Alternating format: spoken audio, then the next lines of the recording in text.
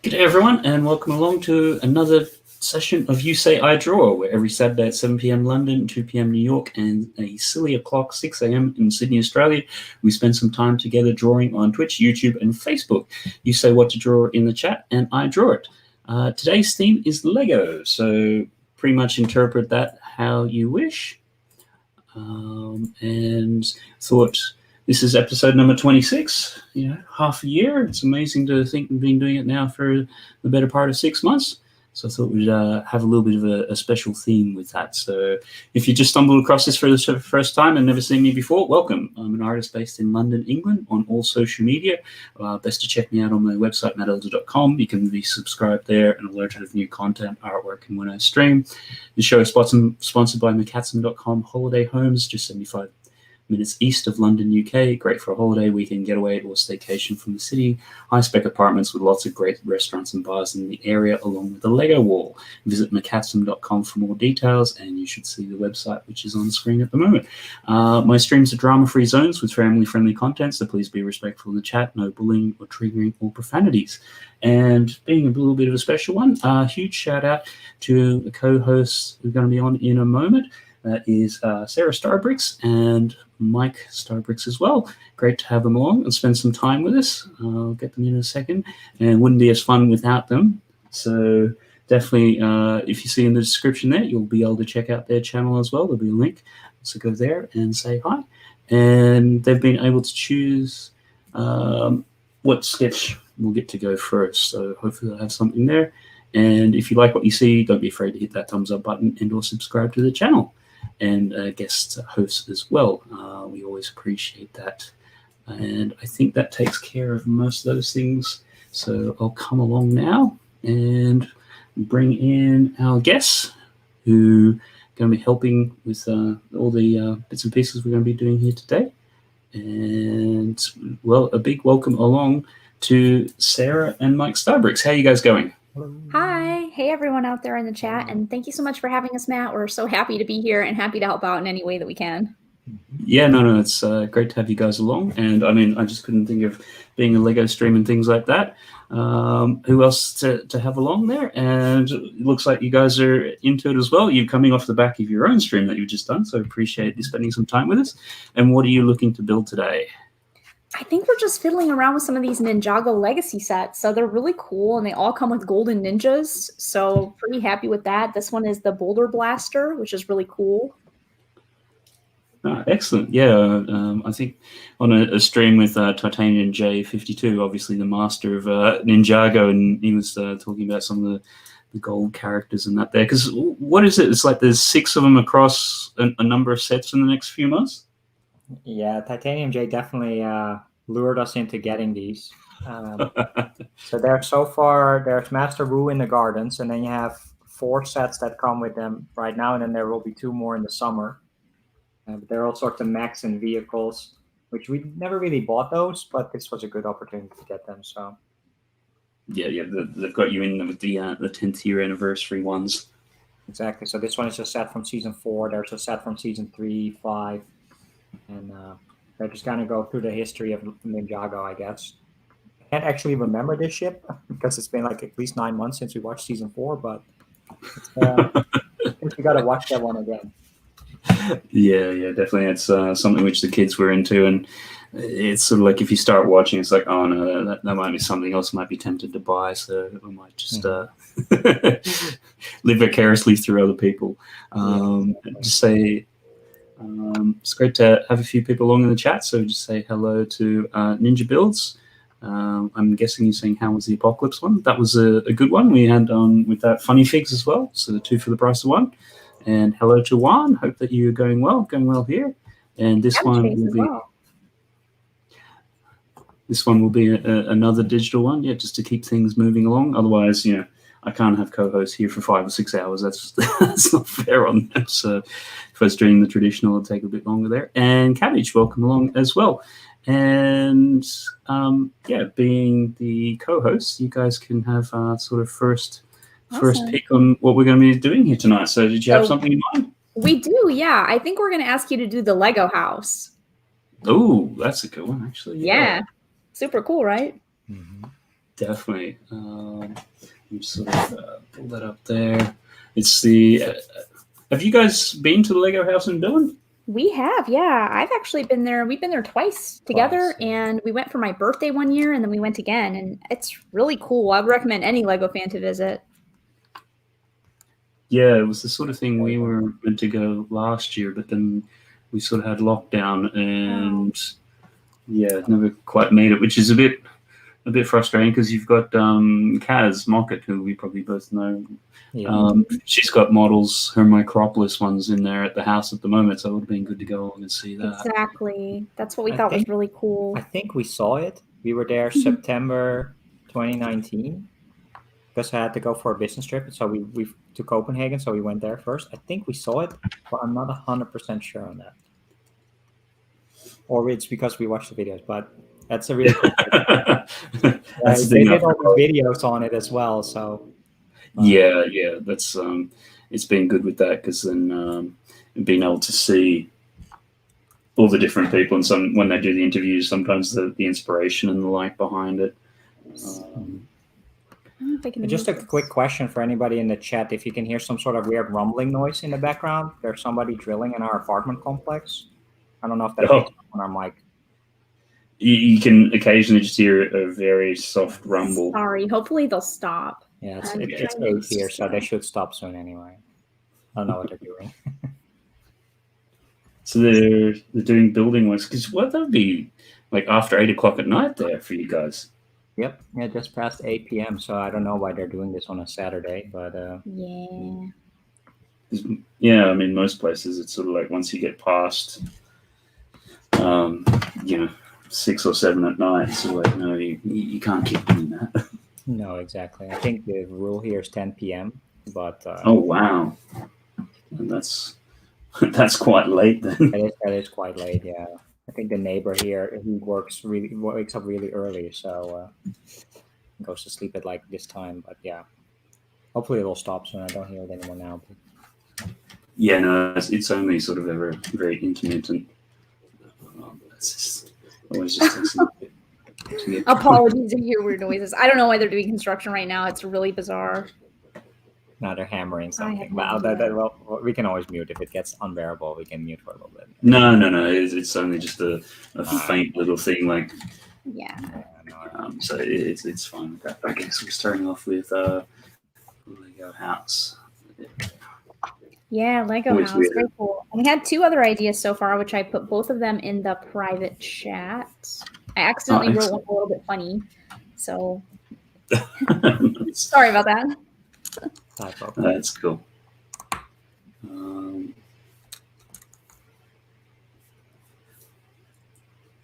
So at the moment, you guys, how is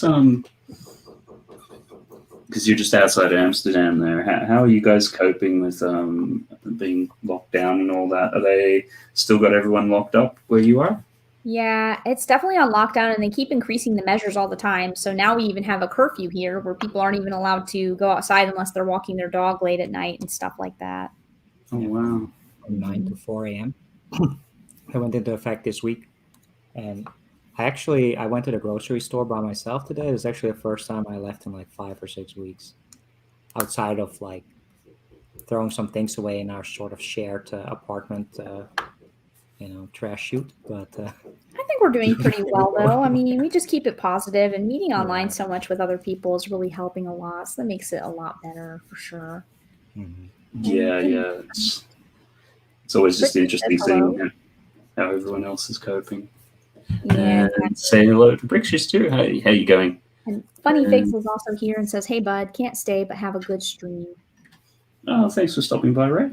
I hope that everything is going well, and because I think your wife also is coming off the back of a bit of surgery or something minor like that, so hopefully she's doing well with that. And how's how's Paris going? Because she was having some issues the other day, wasn't she? Yeah, she's still feeling it. Definitely. I have been getting her to eat today. She's come out a few times to eat tuna fish. That's the only thing I've gotten her to eat so far. She won't eat any of her normal cat food at all. So she's not doing that well, but she's doing better than she was. She wasn't eating at all in the last 2 days. And that's never a really good sign with animals. So that's always a really bad sign. And she's older too. She's like almost 16. So I'm always like really worried if anything happens with her. Yeah, no, definitely, because due to her age, you know, if they stop eating and then they go crawl off, you're kind of like, am I going to see you again? So I keep her real close, like eye on her. I keep looking at her, keep her close while we're sleeping at night, and wake up and like check to see if she's still there. She's fine though, but yeah. It's a cynical smile. Is she normally a completely sort of indoor cat, or does she go out roaming during the day? Or? Yeah, she's normally inside only. Am I a mod on here, by the way? I don't think I am. Aren't you? Let me just I'll go and make you. You can make me a mod as well because I have the chat open normally. Yeah, so. there's I'm gonna send you something. Yeah, if you just type something in there, then I can usually just click on it. There you go.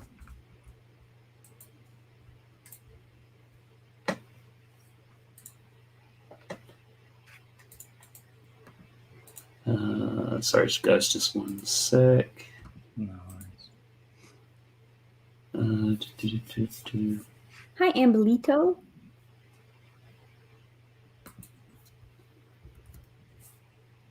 Okay, I think MisterStarBricks, you're a mod now. Thank you. Sorry about that. Yeah, no, that's fine. That's cool. Yeah, obviously, don't enjoy the power. You've been promoted. It's cool that you're streaming through to Twitch and Facebook at the same time as well. Oh wow, really? Oh, that's really cool. Amelito comes from Twitch. Oh wow, that's neat. Oh, cool. That's really awesome. Well, glad you found us, Amelito. And Matt does draw streams every Saturday. So if you haven't been here before, then welcome. And it's really awesome. Yeah. If you have any Lego-related ideas, feel free to suggest something in the chat that you would like to see drawn.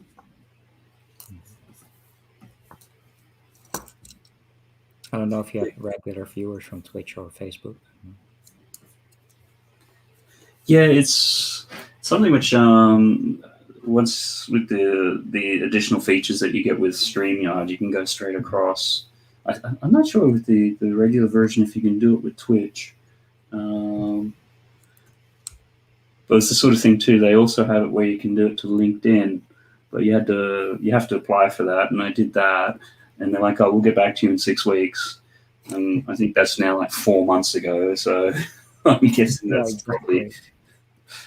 I did the same thing for work, and I don't think I've ever heard back from it. And that was like June or something. I actually don't know if they ever approved that. Yeah, which I just find, like, I mean, for me, with the way I can understand it if it's not like a work sort of profile sort of thing, but certainly with my profile, it's all art based and those sorts of things. So I wouldn't imagine it would have been a huge stretch, but whether or not they're just, who knows. Yeah, I think there's a ton of artists on LinkedIn anyway, but yeah, I don't know how they are with that. Because it seemed to be that they're having a year or two ago certainly a big push into video and everything.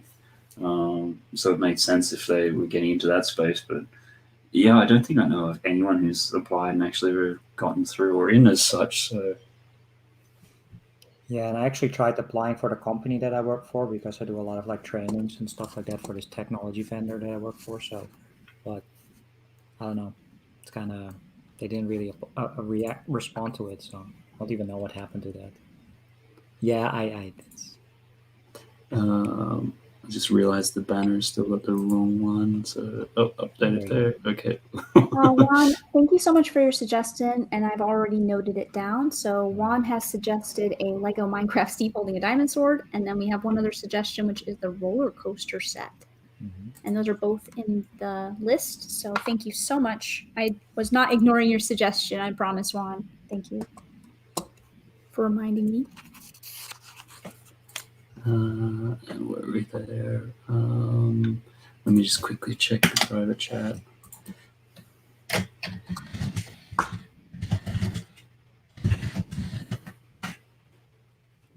those are the only two ideas besides the Lego house that I've seen so far. So hopefully, I'm sure we'll get some more. no problem. I just want to make sure I do a good job as a co-host. No, I appreciate that.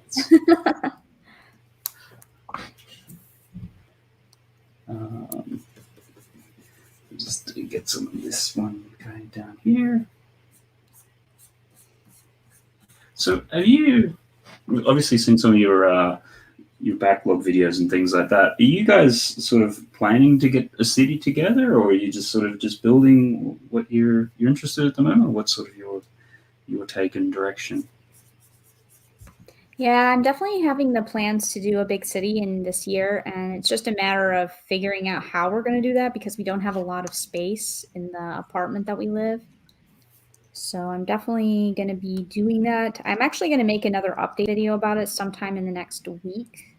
But since I had some plans to film some content, but since my cat got sick, then I've been a little more focused on taking care of her and didn't film the stuff that I wanted to film. But I think tomorrow, if she's still feeling on the mend, then I'll definitely film a few things tomorrow to get some more updates on what we're doing. What about you? Are you Cool, nice. do you actually have a Lego City, Matt? No, I don't. It's something which the kids did have a bit of interest in for a little bit. It's just the sort of thing, particularly with kids and everything like that. Even just with their stuff, we've kind of run out of space and everything. And we're probably hoping sometime in the next year or so to go through and sort of demolish our house and rebuild it. So a lot of things will be like, well, once that is kind of like done, then we might think about doing something a little bit more permanent. So it's kind of just, it's something which is on the list of things to do, but there's, you know, as with other things, there's kind of like just a little bit of other priorities at the moment, but definitely something I wanted to do. I mean, I'd be tempted. I've seen some. Sorry, you were saying, Mike?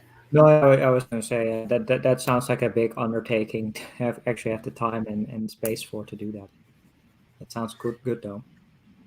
Yeah, it's kind of done, you know, a reasonable amount of renovations and things in the past. So, but nothing of, you know, build your own house sort of thing. So it's kind of daunting and scary and everything all at the same time. Yeah, I haven't done a lot. I mean, trying the hole in the wall or Oh man. You know. Yeah, it's just one of those things where it's like, yeah, I don't really want to try to screw that one up too badly, but and then it's just the everything in between in terms of going through and sort of planning it out and figuring out what I want to do and everything. So that's kind of the plan. So hopefully, you know, one day, maybe.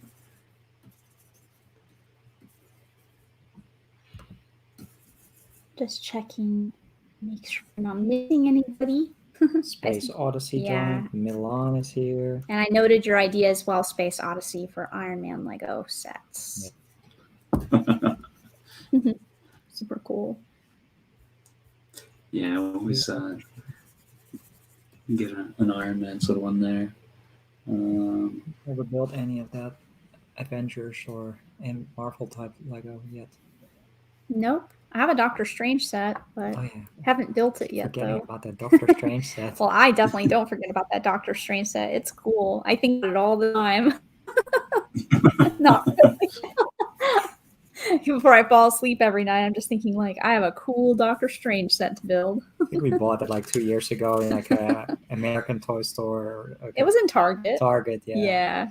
And I was like, really? That doesn't fit in our city. It was 50% off, and it's so cool. And you get Doctor Strange. How cool is that? Before we were buying everything. Yeah, it was before we were buying everything. I think we had barely any Lego at that time. And now it's just out of control. Out of control. Yeah, that's been the sort of thing with this year. It's almost like my previous experiences with getting stuff off Lego.com was basically anytime I bought anything, it was at least 2 or 3 calls to customer service to sort things out. So I've never been huge on using them. So lockdown's been really good with that because it's like, okay, I'm not really spending or buying anything. Although I did get something just before I ordered something beginning of December, and it turned up this week. So it's just like, Oh, wow. Yeah, the shipping there is just all kinds of behind. It's crazy. Can't believe that.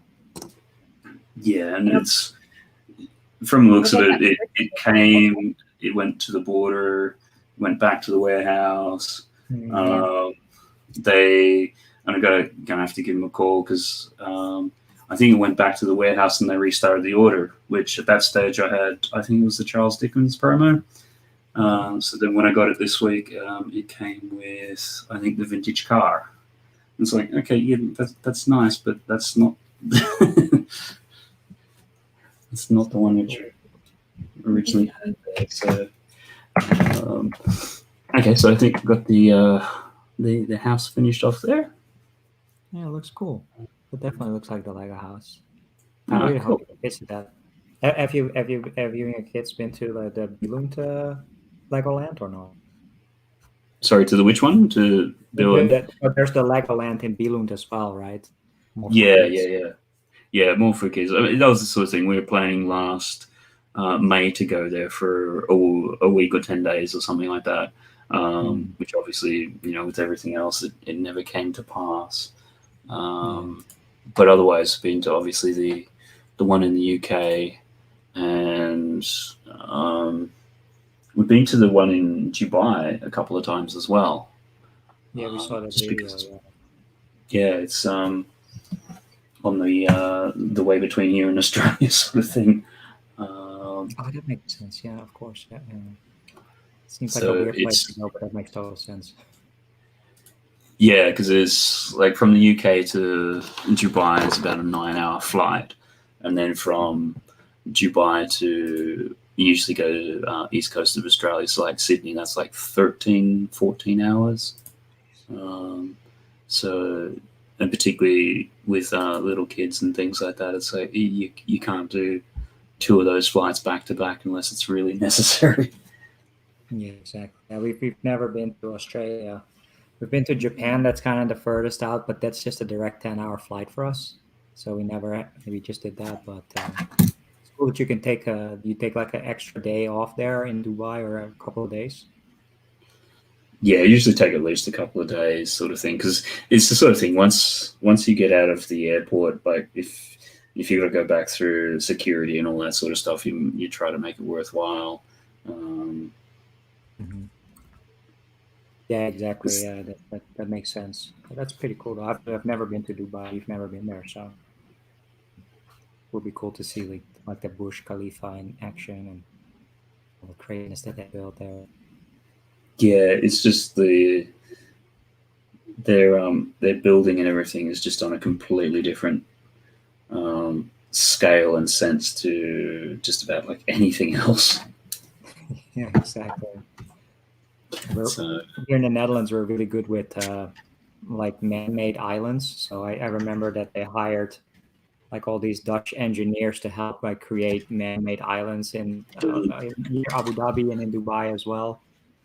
Like, it's really interesting engineering since it's basically a desert. But it's cool. Yeah, it's just such a weird sort of place like that because it's it's a desert and they're doing construction at like a crazy sort of rate. Obviously, Burj Khalifa is the world's tallest building. I'm sure there's probably one in China at the moment which is being built, which is going to be even bigger. Yeah, I forgot where it was. They were building, I think they were building somewhere in Middle East as well, the Jeddah Tower, but I think they had to postpone that. They didn't have the funds for it or something. Worth a Google. Yeah, because even when they're doing the Burj Khalifa, they were doing that around the time of 2007, 2008. So I can't remember the exact story in the end. I think the state took over in the end to finish it off or something like that.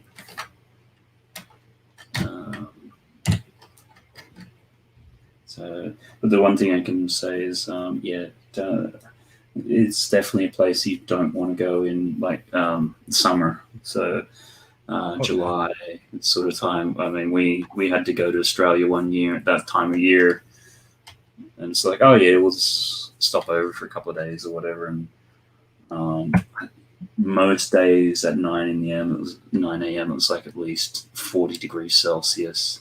So what's that Fahrenheit? It's like 108 or something. It's like that's like not good to go outside. No, it was the sort of thing like where we were staying, sort of like, you know, on one of those little man-made sort of beaches and things like that, and you go to the beach or whatever, and as soon as you take your shoes or whatever off, your feet was just burning because the sand was so hot. It's like, okay, yep, won't be doing that. And in the end, it's like you're sleeping during the day, because then at night it's still, high 30s. And it was just weird, because then you'd go into the sort of little water, or not so much ocean or sea or whatever, and it was generally warmer in the water than what it was like in the air. It's like, okay, yeah, not really swimming in that either. That is crazy. Never really. I think Florida in May, that's probably the hottest place I've ever been. Oh, yuck. That's already. That's way too hot. I don't like it too hot. No way. Yeah. I mean, what's somewhere that you guys have been that you've really enjoyed? Oh my gosh, we were traveling so much before this pandemic situation that it's really hard to pick just one place. But I think one place that we both really love and would like to go back is Japan. Okay. We really like that. The first time that we went, we kind of did all over kind of thing. Or wait, was it the second time? No, the first time we went all over, and the second time we only kind of stayed in like Osaka area. But the food in Japan is so good. I love the sushi, and it's just a lot of fun and really different than anywhere else, I feel like. And there's a lot of nature too, which is really cool. But there's a lot of really awesome places that I would really like to go back. Yeah, it's hard to pick just one thing. Even the UK, like, it's been a while since I've been to London. It's been a while since I've been to Paris. It's been a while since we've been to a lot of places. I think, yeah, that's just generally across the board. It's like nobody's really done anything in the last year. Yeah, exactly. Oh, Lego Mike is here. Hi, Lego Mike. Hey, Lego Mike. How you going? Hope that you're well. If you got any suggestions, I'm doing a Lego-based drawing stream, so any Lego suggestions, we'll certainly try to get to it.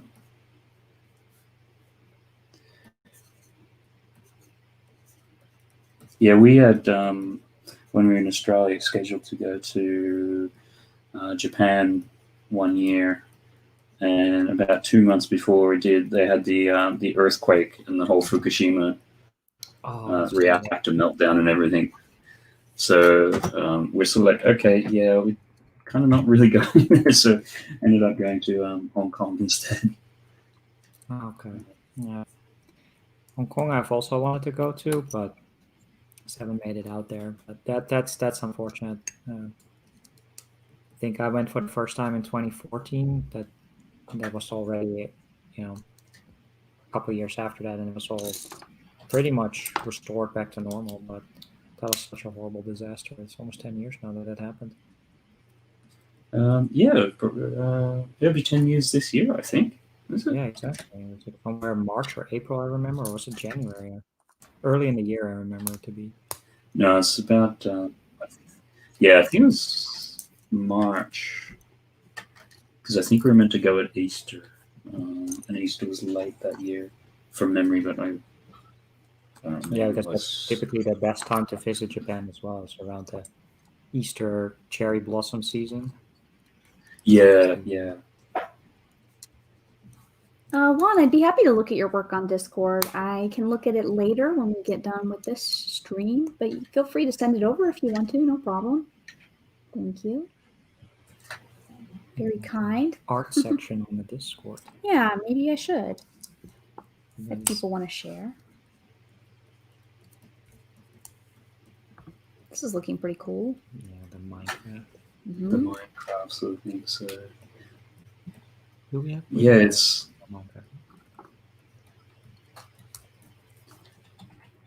I have kind a of an couple. interesting one. Sorry, you've got some? Yeah, he was asking me if we have any, and I think we have a couple random pieces, but we don't have any sets. Yeah, the kids have got some, and they obviously the characters they do these weird funky heads with, but it's just really weird as a complete concept because it's sort of like when Minecraft started, it was kind of like the digital version of Lego, and now they've actually got like official sort of like release product and under the brand. Does that make sense? Yeah.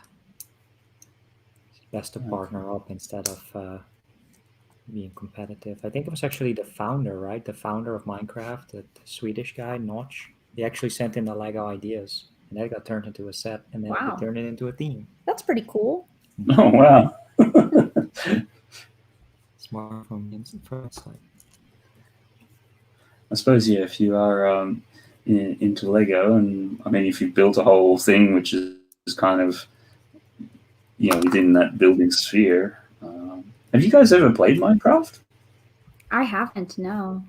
Very little. I played it with one of my cousins for a little bit when I was visiting them, but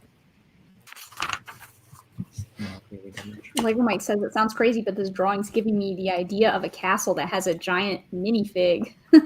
Oh yeah. I suppose the way we've pulled and distorted the perspective on it and everything there. That's cool. Awesome. Thanks, Bart, for your idea Yeah, on thank you, Legoland. That's a really Legoland. great submission. Thank you so much. Note that down. Add it to the list.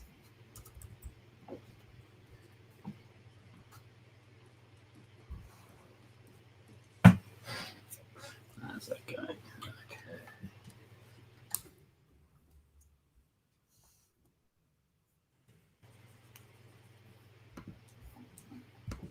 I'm tempted to do a little bit of what Kevin does with his stream. He does the first half hour where it's not like no color or something. But, Oh, interesting. I suppose having done the house already in color. I used to wonder why he did it, and then once I started doing digital, it's like, oh, I get it, because it's actually a little bit faster. You can get through a few more. Makes sense. Yeah, that makes sense. Yeah. So I'll quickly just do a little bit of coloring with this. And then on to the next one. The only thing we did play was Minecraft Story Mode. Oh yeah, we did play that, and that was pretty fun. They had their own characters in that, I think. So, but the Steve, I guess it's the main character, but you don't really know who Steve is. This guy. So I think it's kind of like in the I know what he looks like, default but I don't know anything about him. Like, he's like,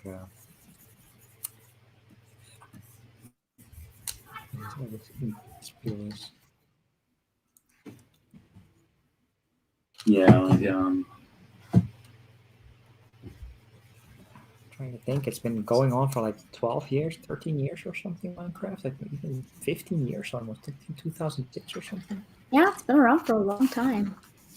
Yeah, it's been around for a while.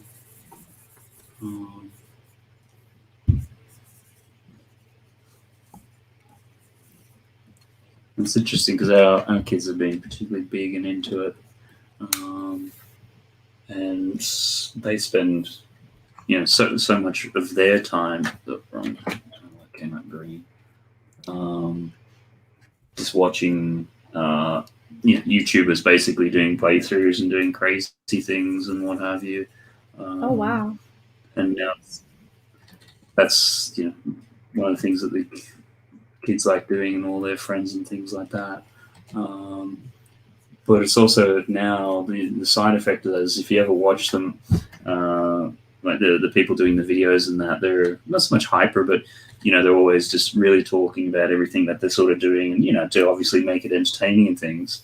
But now what that means is whenever the kids sit down to like play their iPads and things, they're constantly talking about everything that they're doing in the game. Oh, wow. Yeah, it's So because if they see that, then obviously they go, okay, well that's kind of like normal. That's how these things are done. So it's interesting how then that sort of YouTube aspect is then blowing back into just the general way that they play it. That's interesting.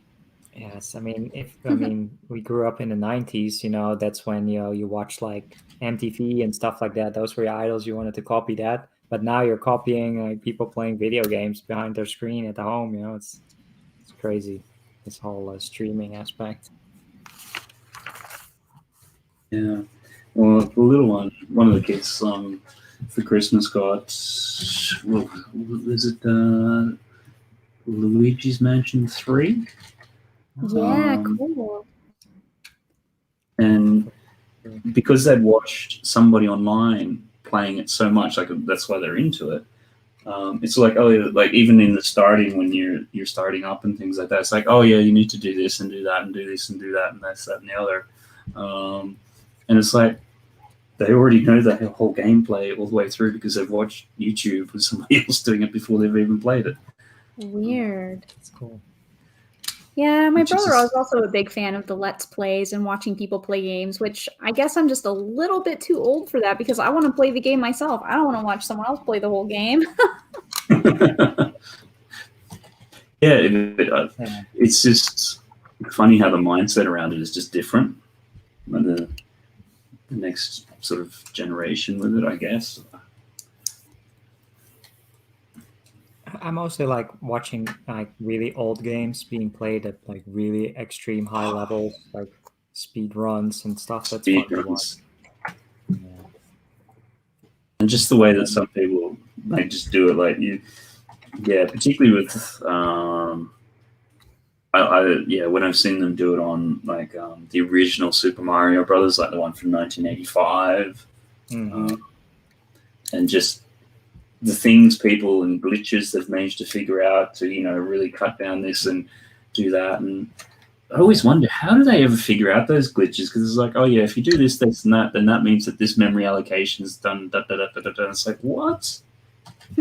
Yeah, exactly. I think that they just play the game through a tool, and then on the side they can see all the memory allocations, I think, and then they can find out, like, it's typically like involving the shared memory address, and then they know that they can kind of trigger things to happen. But hackers. Yes, sort of, kind of, yeah. Sounds like it. Like some stuff is just really, really bizarre that they can find that, or just really crazy. But when I play games, I just want to take my time, relax, explore, pick the flowers. Hey, Tazzy, we have a suggestion in Jago or Jurassic. Oh, nice. Thank you so much for the suggestion, and I will definitely do that.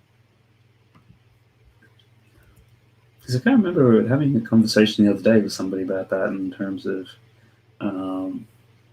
the games of yesteryear were like brutally hard. Yeah, definitely.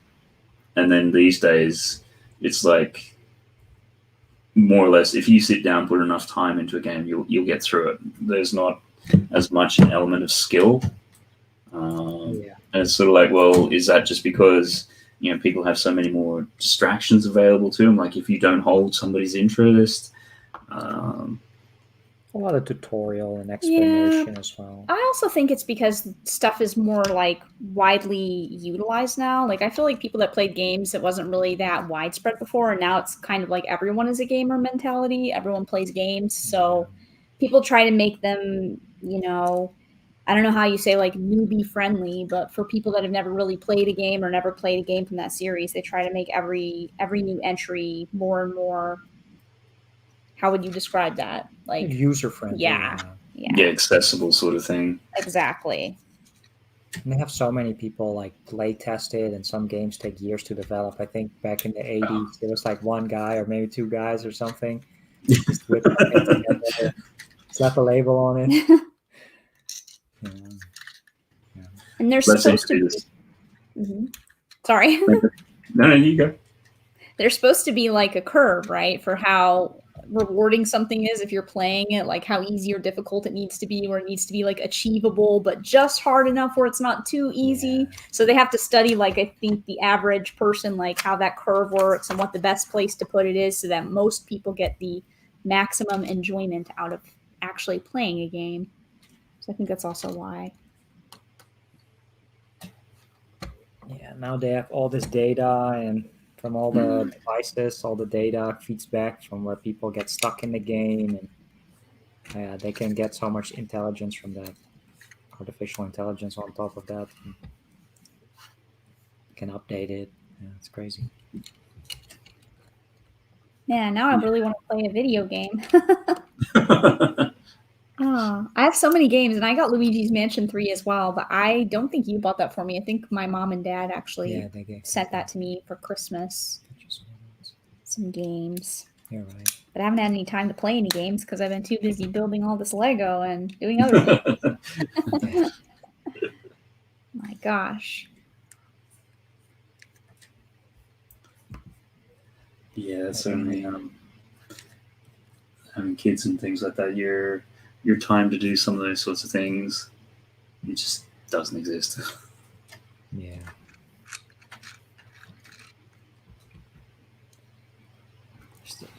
We still have time for games, but yeah, I will say that Lego streaming has definitely taken over. I mean, normally we would be playing games or watching movies at the time, but now streaming 3 times a week, yeah. Mm-hmm. Or then watching other streamers as well. It's exactly. But it's fun though. I like it, and it's a good change up, and it's a little bit more social as well than just. I don't know. I don't feel that great if I play too many video games. It's fun and certainly at the moment there's enough people streaming. Like these days on a Saturday, Sunday, you can turn YouTube on at any time, and there'll be somebody that you know who's streaming. Whereas I think 6 months ago, it's like you're struggling to, sometimes just get people on a day. Yeah, exactly. I mean, that's why Sarah snagged up Monday and Thursday kind of as a slot. Because nobody was streaming then back in the day. Yeah, now Thursday, there's so many people streaming. And it's Saturday good though. As well. It's I'm all glad. about the world. But it's good. See so many of the same people in all the chats, and everybody's in the same situation, stuck at home. Yep. Nothing to do.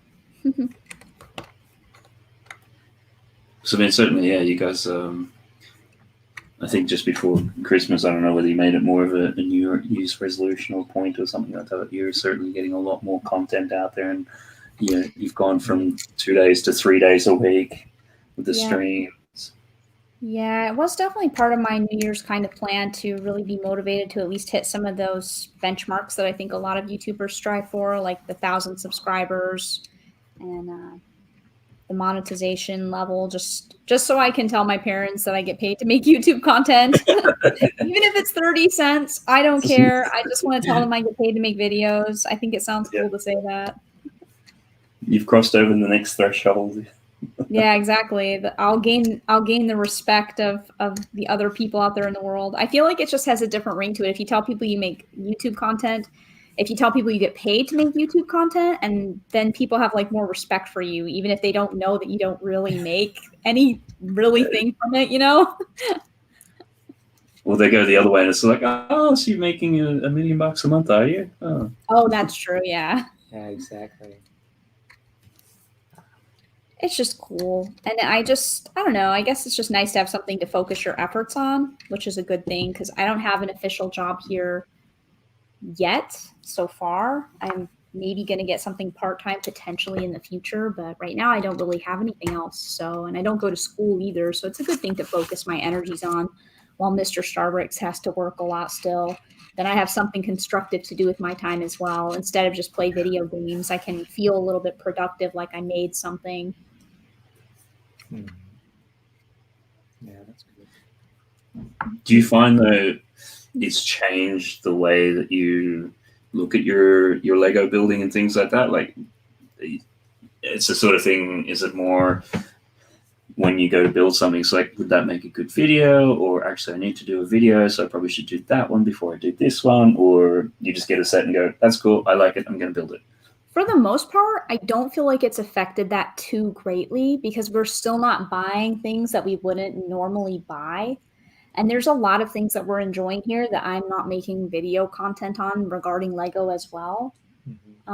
So I'm not sure that it's really had like a big impact on it in some small micro ways, maybe working more on some of the newer sets first rather than the stuff that we've had here for a while, because I know people are just more interested to maybe hear thoughts about newer sets because they can still buy them and they might want to know like whether they're worth getting or more interesting. But I think for the most part, we still just kind of build and buy what we want to. I mean, I haven't really felt the pressure because I feel like if you were succumbing completely to the pressures of like, what do other people want me to do, then it's not fun anymore and you're not making and doing what you want to do. So it's got to be a balance. You know, I find it more interesting to just, if I make a video that I want to make that I feel like people don't have an interest in, like reviewing Lego movie figures, those are pretty old, but I really like them and think they're cool. So I make a review on it. Maybe nobody else really cares, but it's interesting to see the amount of people who watch different things. But I still feel like overall it's important to just be a balance. I think balance is the most important thing about it. You know, do a little bit of what you think other people want to enjoy, but also do the things that you want to enjoy as well. Yeah, certainly. I always think about it in terms of, you had Spielberg, when he does films, he'll do a summer blockbuster, and then he'll do basically a film for him, like what you consider, I guess, more of an indie sort of one. And he just alternates it that way. So it's like, okay, here's one for the studio, it's going to make a lot of money, and then here's something I want to do because I'm interested in it. Exactly. I think that's the way that you have to go about it. I feel like you just have to balance it. Bart says, I'm so jealous. We had a bit of snow a week or so ago, but not much. I love snow, says Bart. He's jealous of John Rosie because John Rosie says that they had some deep snow outside and we had a lot of fun. Snow is really fun. I haven't seen snow in a while, like real snow. Bart, are you in the Netherlands as well? Because we had a little bit of snow here last week. I want to build a snowman. Bart sounds like a Dutch name. I mean, I know it's used elsewhere. But... Yeah, we had it first week of January, some snow. Which, I mean, London getting snow is actually really. You might get one once a year, and it sort of comes for the day, and then it sort of melts. And it's usually in late February, so getting it like in January like that was really weird. And then it didn't help. It's all like that's the first day of homeschooling, so it snows overnight, and the kids are like, right, no, you can't go out and play in the snow, which you never see. You've got to start your homeschooling. It's like that's not happening well.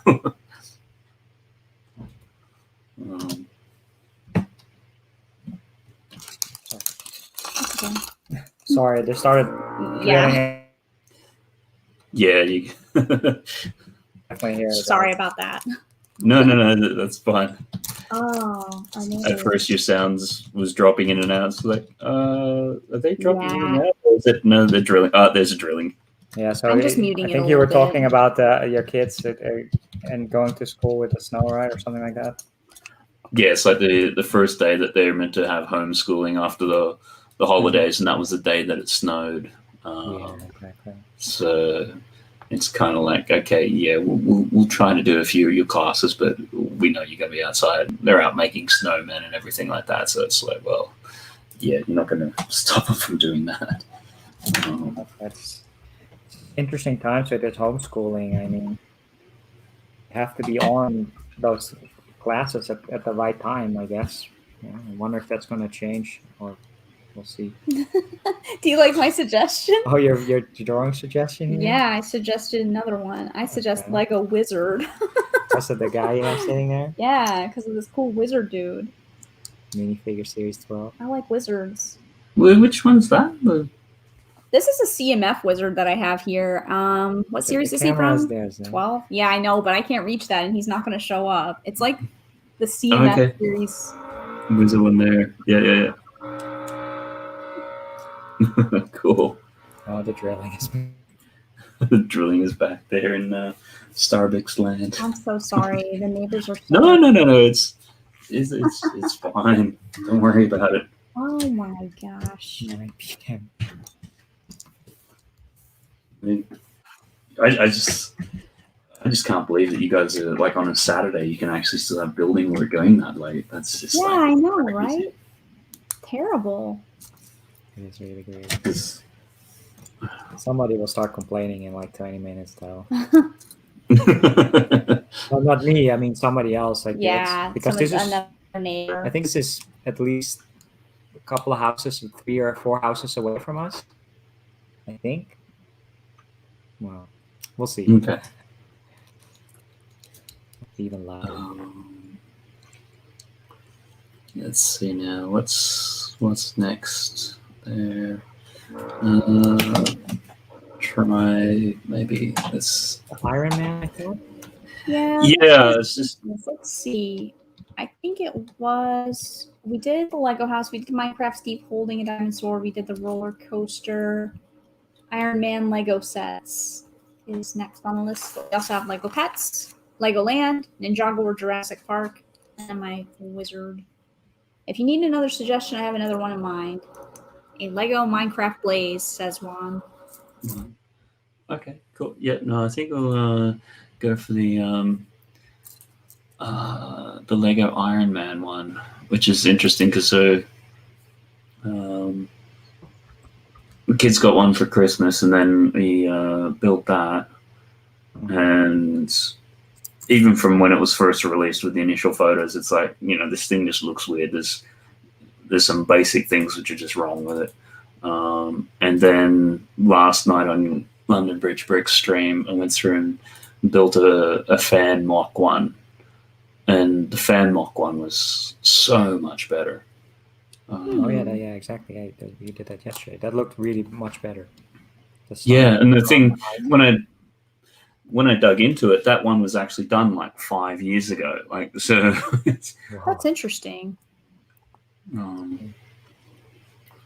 we go. Yeah, just looking for a good. So I think I'll do one based upon that. But yeah, like I just find it kind of amazing because it's sort of like that's the only like Marvel sort of one that they've done, and it's sort of like one of their flagship characters. So like to not get it right, and even just going through and just with the bits you've got, making a few little modifications on it, like you can get it looking, so much better. Yeah. Sean Rosie says, to make you even more jealous, I went to a ski center a few weeks ago, and there was a toboggan and some other stuff on rafts, and it was snowing, and it was really rare because of where it was. It was so much fun. That sounds really fun, John. That sounds pretty cool. Mm-hmm. I know we're sort of going backwards a little bit, but do you guys have the roller coaster set, or you built it? We do have it now. It was actually one of the sets that I got for Christmas, so that's pretty exciting, but we haven't built it at all. I have a lot of really big sets to build that are in my backlog. Oh my gosh. Yeah, sort of up there. I was just saying, I think we got it ages ago, but it seems to be the sort that because of the way it is, like when you build it, you kind of need to build it wherever you're going to leave it. Yeah, that's the thing. That's why we held off on buying it, because it is so ginormous and we have limited space. But then we were I was starting to get worried like this could sell out. And then we're going to regret it. And then yeah. Oh boy. We can always sell it if we don't want it. Yeah, and even just secondhand prices on things, even since like before Christmas, they were going kind of crazy because we put some stuff on eBay, like kids' toys, just to clear it out. it's in good condition and what have you, but it was like, obviously secondhand and stuff, and some of it would sell secondhand for more than what we paid retail for it. And you're just like, Oh yeah, Crazy. toys are really crazy. Like you never know. That's crazy. So then it was sort of like at Christmas, it's like, well, there's a whole bunch of, we've got a number of double sets and things like that. And, in the back of mind, because we know we're going to be, demolishing the house and rebuilding and everything like that, it's sort of like, if we hang on to it, we're going to have to figure out, basically pack it up and store it and all the rest of it. So might as well try to make the most of it. And yeah, most things sold for well over what we paid for them. And you're just like, wow. And even just looking at some stuff now, it's still, it's gone even higher. Yeah, that's honestly why it's generally okay for us to buy a little bit of the higher price sets as well, because I know they just retain their value. If we don't have the space or it starts going down, you can always sell it. We take pretty good care of it, right? You keep all the extra parts in like these Ziploc baggies here. Exactly, and it's keep the adult owned, boxes. so I mean, if you're buying big Lego sets, especially, it's always a good investment because there's always going to be somebody who wants that later. Yeah. And I think what you were saying on either your stream or maybe it was Greg's or something like that, but it sounds like when you pack the sets up and things like that, they've all got their individual Ziploc bags and labeled and categorized and like just taking it to that nth degree, but really looking after it. Exactly, and that makes it more attractive for somebody to buy it. And then exactly, we got that Welcome to Apocalypseburg, and you got it pre-owned, but it's in such good condition, all bagged up, and like the stickers weren't even used on that either, so that was really nicely taken care of. Yeah. Have you guys, I don't think you've built that yet, have you? I started it, and I worked on it on one of my live streams, or two of them, I believe, but is it the first 3 bags or 2 bags? Fine. Just a little bit. Yeah, I need to finish it, but I kind of hurt my wrist, so I was taking a little bit of a break, and then we started working on Ninjago City, and it's kind of in my I don't know. I also don't want to rush building it either, because I feel like it's going to be one of my favorites, so I want to really, really take my time with it. Yeah, no, it's definitely one of my favorites, even several years down the track. I just want to enjoy every minute of building it. And that was one of the ones which literally was only on the shelves for 9 months. That always stunned me. It's like you spend so much time, effort, and energy, and people were buying it because to bricklink it basically, because you could more or less open it up, sell the minifigs, and that would pay basically the price that you got for it. Oh wow! And then the parts then were just gravy. So it was,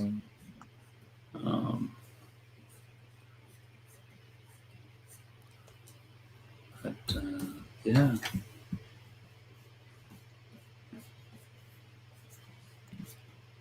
Oh yeah, I should switch back to the chat. Yeah, Brett, I think Brett is here. Oh, hi, Brett. I might have to go. All right. Welcome along, Brett. Good to see you in. And thank you for the other suggestion. Bart suggested Lego pirate ship now, so I've added that to the list as well. Thank you so much, Bart. Excellent suggestion. Is there any specific pirate ship or just pirate ship in general? Let's see now.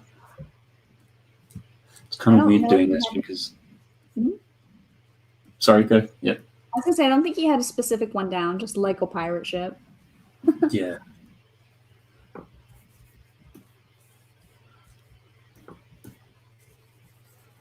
It's kind of weird doing this because, this particular one, because I know all the things that are wrong and I'm trying to keep it looking like the Lego version rather than how I'd like to fix it.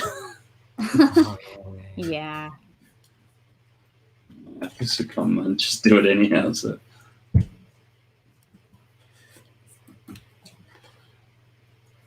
We haven't we have built none of those helmets. No, I don't have any of them. So Brixish is back. Right. Welcome back, Joe. Welcome back, Brixish. Yeah, well, I think the helmets. I mean, you've got the one Marvel one, and the other three are Star Wars, aren't they? Yeah, exactly. They should do a Wolverine one. Oh, that would be cool. That would be really cool, right? Like old school costume, though. The yellow and the blue, like the one that we're watching from the animated series right now, like old school Wolverine. Cool. Yeah. No, Yeah. definitely. That'd be sweet. Because it's interesting. I was having a look. The guy that I built that Iron Man one from, he'd also done a Joker bust, and the Joker bust is phenomenal. But he hasn't done instructions for it yet. But it's interesting having a look because he'd, even though he hadn't done instructions for it, Lepin had gone through and knocked him off. So you can actually get a Lepin version of it, which is a little annoying. Yeah, we definitely, we're not super. Well, Sarah likes comics a lot, but we're just not really super big on current stuff. Yeah. I like older books, but it's just because I haven't been able to collect comic books in a long time. They were taking up like a lot of space. It's pretty expensive to collect comic books, and they take up a ton of space if you're buying individual books weekly. If you buy like the graphic novels, they still take up a lot of space, but like individual books, if you want to bag them and board them and like take really good care of them, that takes up so much space. By the time you have your long boxes and short boxes and all that. And when I was living in Canada, I used to collect comic books back in the day and things like that. And then when we went back to Australia and that, it just wasn't viable. Like you get a 6-issue series, and each book you're paying $7-8 for a pop. Oh my gosh. And then 6 months later, the trade would come out for like $19. And it's like, well, I'm not even spending not even purchasing 3 books for the price I can get a trade for. And particularly when I was doing a lot more illustration type stuff with that, like I'd reference comic books and things just to see how people are doing anatomy and various bits and pieces and things. And having a trade was just so much more handy than if you had 6 individual issues bagged and boarded. Exactly. Because you just pick up a trade. Yeah, exactly. Yeah. It's really annoying because I have a lot of like individually bagged and boarded comic books, and it's nice to keep them nice and minty and clean. But if you actually want to read something, you have to like super carefully remove each book, super carefully read it and put it back, and then get the next one. It's such a process to read them. That's tough. Nowadays, everything is digital, right? You can have those digital. A lot of it is, but it's like it's not the same as holding a real book in your hand. I mean, it's workable, but I do like real comic books a lot. Yeah, of course. Yeah, I do think that it is becoming problematic because a couple of things. Because people aren't getting the physical copies, like give it another 5 or 10 years. You won't have the next generation coming through sort of growing up on them and just won't be interested in them. And even now, if you want to get a book, like it's basically a specialty comic shop. Like at least previously you would have them everywhere, whether it's in the drugstore or the supermarket or thrift store or whatever it is.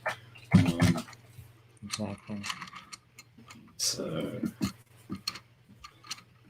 Yeah, they're very expensive.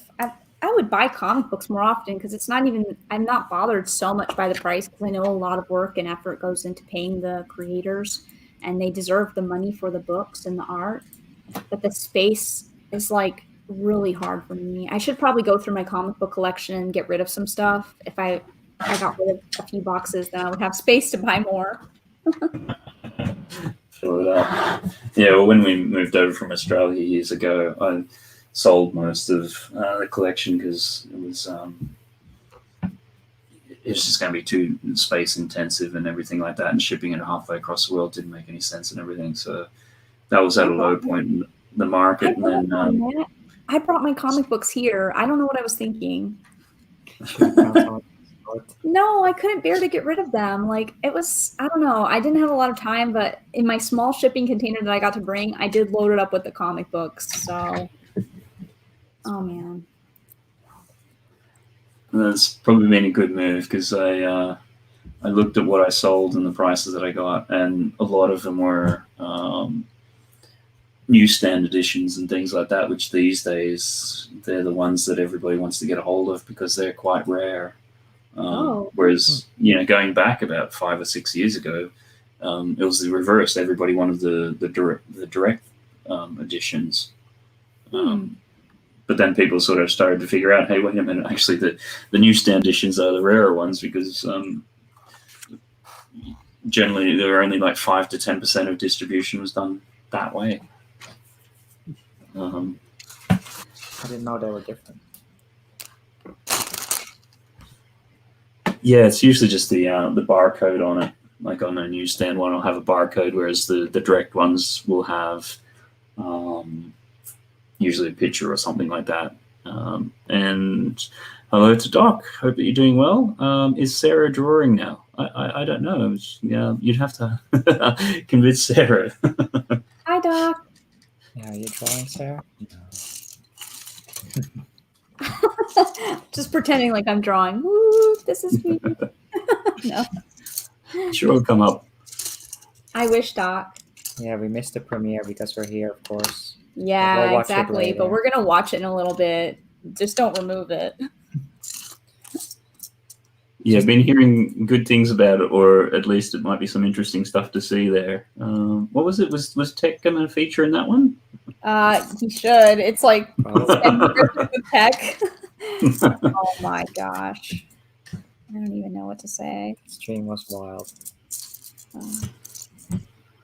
I don't know if I have this Cole hairpiece actually. Maybe with the CMFs. Kind of interesting. I will only take it down if Tech is upset. Yeah. Don't take it down yet, though, Doc. At least let us watch it before you take it down. Give us like a few hours to watch it. Yeah. If Tech's upset, you can remove it. Just don't remove it till tomorrow. I think we mentioned it in Sarah's live stream, and he said he wasn't going to watch it. But oh, okay. It's good to know that you will take it down if he's like upset about it. I feel bad for him. He's just having a good time. Christmas and Gotta be careful though. Gotta be careful. That's the risk. Oh yeah, I didn't put his bandana on. Oh, I can do it. Do you want to build? Oh yeah, I didn't put Lloyd's on either. Oh, I did that. But yeah. We're not missing any suggestions in the chat. Right? No suggestions. Okay, wonderful. Unless Tessie, is that a suggestion? A lockdown rainbow? I don't think so. Means. That doesn't sound like a related, but elaborate if that's really a suggestion. It's in the UK. The symbol for health workers and things has been a rainbow.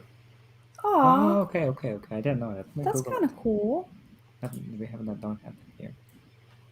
At least not that I know of. Rainbows are nice. Yeah, so even when we went out to Legoland over summer, like in the mini land there, they'd put like a little tiny rainbow block thing sort of right in front of Buckingham Palace, I think it was.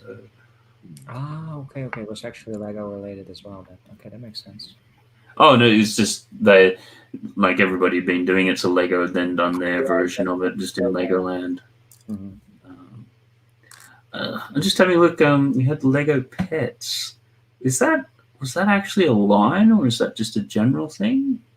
Just trying to have a bit of a... Well, they came out with the 3 Pets Brickheads recently, so there's only a few. There's the dogs, there's the cats, and the pandas, and those are the only Lego Pets right now. Because I know, when they did the dot stuff, they've got the little square type ones, but yeah, they're not. I think the Brickheads ones are nicer. I mean, for illustrative purposes. Yeah. Because the other ones are basically just boxes with some dots decorations on them.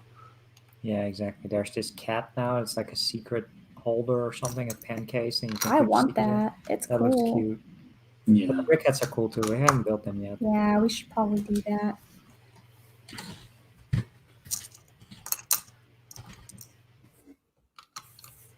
Yeah, I think the Iron Man is finished. Oh boy, Doc Simpsons is that tech. What a character. Brixer says, oh no, I missed it, but definitely watching it later because I missed most of the craziness. Yeah, we want to watch it too, so don't let Doc take it down yet. Yeah. No, I remember watching some of it live, and it's like, yep, okay. Yeah. If Doc's anywhere around or near this. Yep. Oh yeah, exactly. Yep.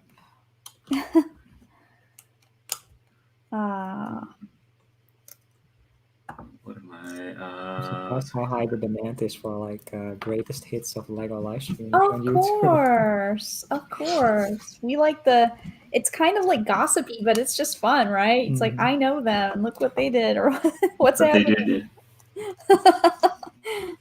Oh, Tech is such a nice guy too. I do like sympathize, but at the same time, it's not that bad, and it was mostly just funny. It's just fun to tease people. Yeah, it's all done in good humor. Yeah, exactly. That's the risk of being a Lego YouTuber. The drama. The paparazzi. Yeah, Doc is like the paparazzo.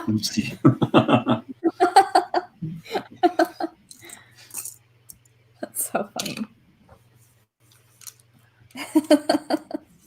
You never know when he'll be hiding in the bushes.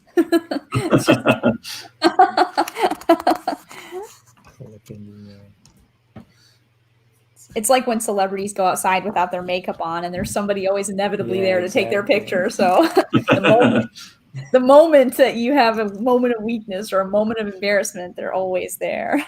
They're going to be there to get it. Bruce is always watching. Exactly.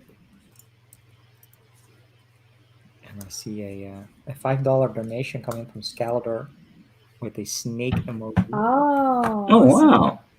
Thanks very much for that. I really awesome. appreciate that. Skeletor's 14 Studios. Thanks very much for that. I thing I usually do with those, I don't really sort of promote or anything like that, but if anybody does that, I will do your suggestion next. So if you have a suggestion, then by all means put it in the chat, and we'll do that one next. And thank you very much. Always appreciate that. It's very generous. I see. That sounds like I don't know if it's the snake is his suggestion or anything else. Yeah, just having a look there. And it's possibly a snake. Is there a Lego snake? There's a basilisk. That's kind of sort of like a snake in a way. Yeah, the Harry Potter ones. There's a basilisk from the Chamber of Secrets set from like 2010 or whenever that was.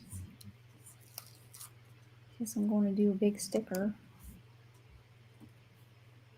I think Juan is asking for a different suggestion. Yeah, I will help with that. Is it Lego related though? Because it looked It a seems little... like there are some thoughts. I think he sent it to you on Messenger, Matt. I don't know if you have that open. Okay then.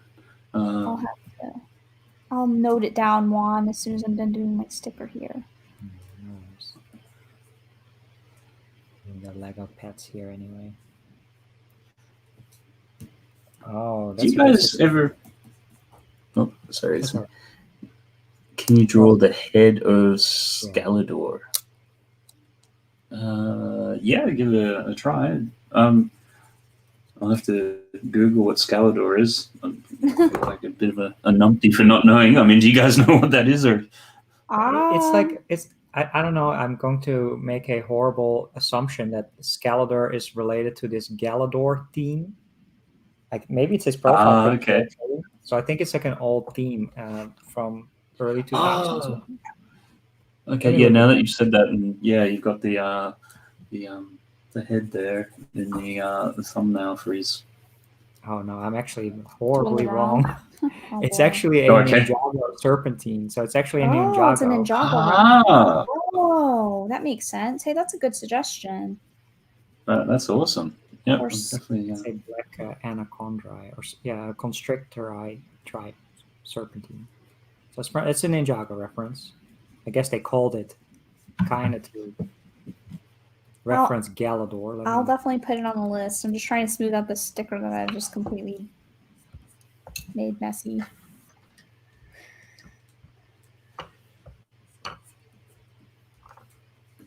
It's all bumpy.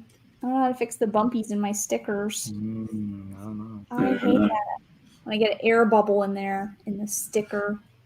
Ooh, Lego Mario. That's a nice suggestion, Lego Boy. I'm going to write down you guys' new suggestions. All right. Can you tell me in the... Okay, so the next suggestion is going to be Head of Scalador. I thought Juan had one. Yeah, Doc is like, oh, the lack of Scaladorian knowledge is shocking. I apologize. It's horrible since we're close to finishing everything on Ninjago, but the Serpentines were in like the first couple of seasons, and it's been like a full year. And then Lego Boy is asking for Lego Mario. Yeah, That's but I thought Juan had one. Yeah, and Juan wanted to swap his suggestion of the Blaze into the Lily Bouquet, Assault Lily Bouquet emblem. It's an emblem of Team Hitotsu Yanagi. Hitotsu Yanagi. It's the emblem, I guess. I apologize. I haven't seen that show. Emblem of Hitotsu Yanagi. He sent you a picture of it on Facebook Messenger. So. Okay. Let me try to find it. Yeah. It's a good stack of suggestions here. Like this? Yeah.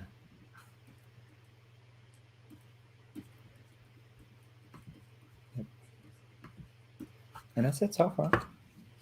Oh, until John Rossi just popped in the Ninjago City Gardens drawing. Whoa. All right. Challenge called out. Throw that down. Yeah. It's like, right, you guys got another 6 hours for that as well? I think that would have to be a bit of an impression one or something. Sounds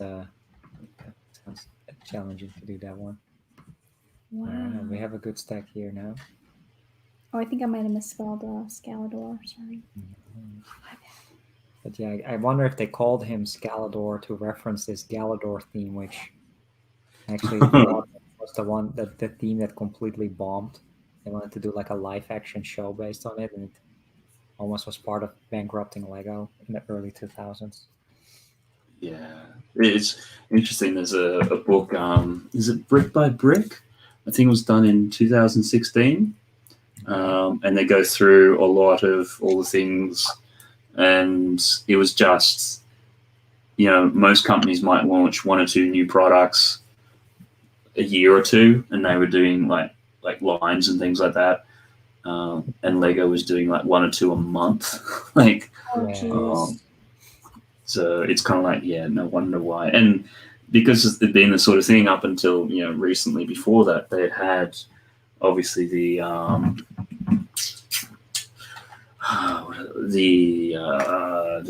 why am I losing words?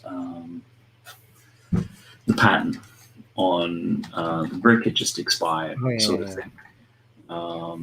So up until that point, they were being very successful because they didn't have any competition, but then they started obviously getting competition with Mecha Blocks and other bits and pieces. Exactly. So the short version is that they didn't have any proper accounting systems in the background, so they couldn't tell whether individual sets were losing or making money at the same time. Oh my gosh. And that's why particularly around that time, like, you get an explosion in the number of different types of new pieces and things like that. Like if you go onto Bricklink sometimes and you're trying to find pieces and they're rare, in the 2002 to 2004 timeframe, they had just so many new pieces, which were only ever made then because there was no control on, not so much no control, but nobody was saying no to the designers. So if a designer came up with like, oh, I want to do this new piece in this new color, they just went, yeah, okay, fine. Whereas now it's sort of like, well, you've kind of got a budget, and if you're basically spending it on these blocks, and you can't have this print or whatever it is. Yeah, exactly. I mean, we've seen a couple of videos on that, like the difficult part that they had in the early 2000s, but that's I'm glad they figured that all out though. And those pieces, I mean, I'd never really had that stuff, but it's like also like with Bionicle as well, like that's completely different, right? So than just it is, but then like there's some pieces that we have today, like particularly when you're doing mechs and things like that, the different types of ball joints and everything, that all came out of Bionicle. But it was, when people say that it was Bionicle that, more or less saved the company, they're not too far wrong. It's Bionicle and Star Wars. Yeah, exactly. Because around that time you had the prequel trilogy come out. Yes, exactly. Well, yeah, no, I'm definitely glad they recovered and still are privately owned. They maybe sold the business to another toy company. Who knows where Lego would have been now? Yeah. It does make you wonder if they have the same sort of quality standards and everything, because as much as say it's like expensive and everything like that, it's like, well, if you've ever touched some of the other stuff and tried to put them together, you know right away it's like, oh, it falls apart. There's no clutch power. It doesn't do anything. Yeah, exactly. Yeah, it would be very interesting to have seen how that would have played out. But luckily we're here now and we have some of the best sets that they've ever made. So I think you should draw Ninjago City Docks and Gardens. Oh my god. Everything together. Oh, look how cute this Pets is. Oh my gosh, that's adorable. I would love that.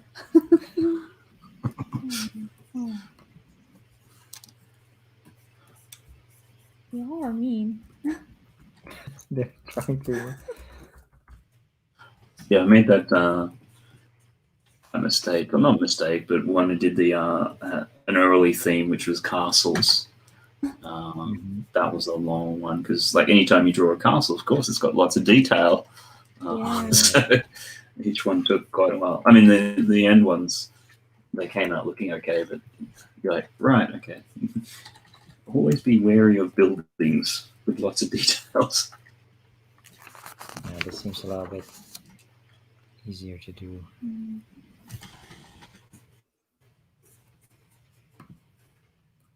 And I guess, I mean, in the hours that you have allotted for this, you can do a lot of smaller ones, or you can work on a super complex build or that drawing. Yeah, and it just becomes.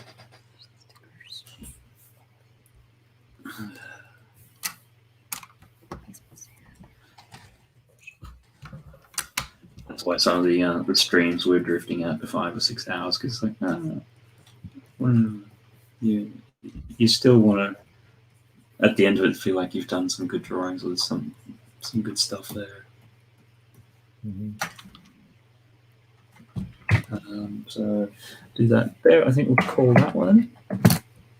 Lego Boy, I'm glad Lego never went completely bankrupt. Yeah, it's could only just sort of. Obviously, we'd probably. I'm sure we'd probably still be streaming or doing something, but not around this context. Yeah. I think it's one of the most valuable brands in the world right now. That's pretty cool. I have to double check that, but I thought I read somewhere that they eclipsed the Coca-Cola as like the most valuable brand. But I don't know who did that research or who on that. But...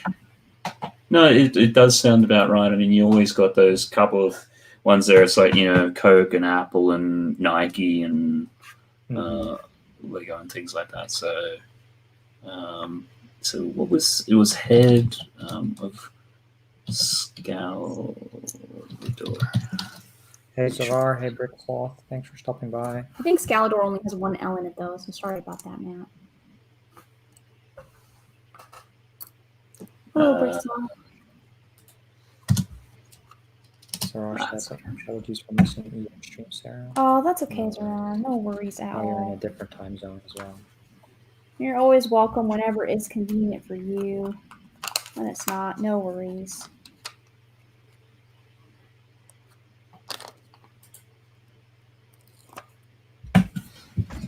Head of Scaladar. I'm sure I'm probably pronouncing that wrong. And Doc, yeah, this is actually one of the newer brick heads. They just released that. It comes with a little smaller puppy as well. So that's a real set. Yeah, I'll it is a grab real it. set. Yeah.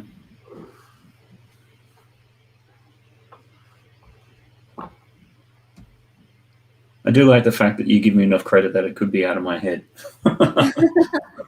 Really cute though. It's a German Shepherd as well, Doc. Yeah, it's the German Shepherd. Yeah. There you go.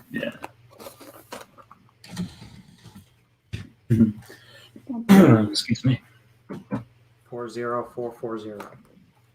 So cute. You just happen to have one handy. Yeah. We got a lot of stuff that's new. We won't be buying too much crazy Lego stuff anymore for a while. No, Wow. we pretty much splurged like probably half of the year budget in 1 month. Until next month. Well, yeah, no. Yeah, I mean, there truly isn't that much to buy anymore that we're interested in. It's just, well, definitely. That they've announced. It Yeah, seems like every second or third week there's another Yeah. 200-300 euro set, and you're sort of like, actually that's not too bad. And they've been at that pace for so long now.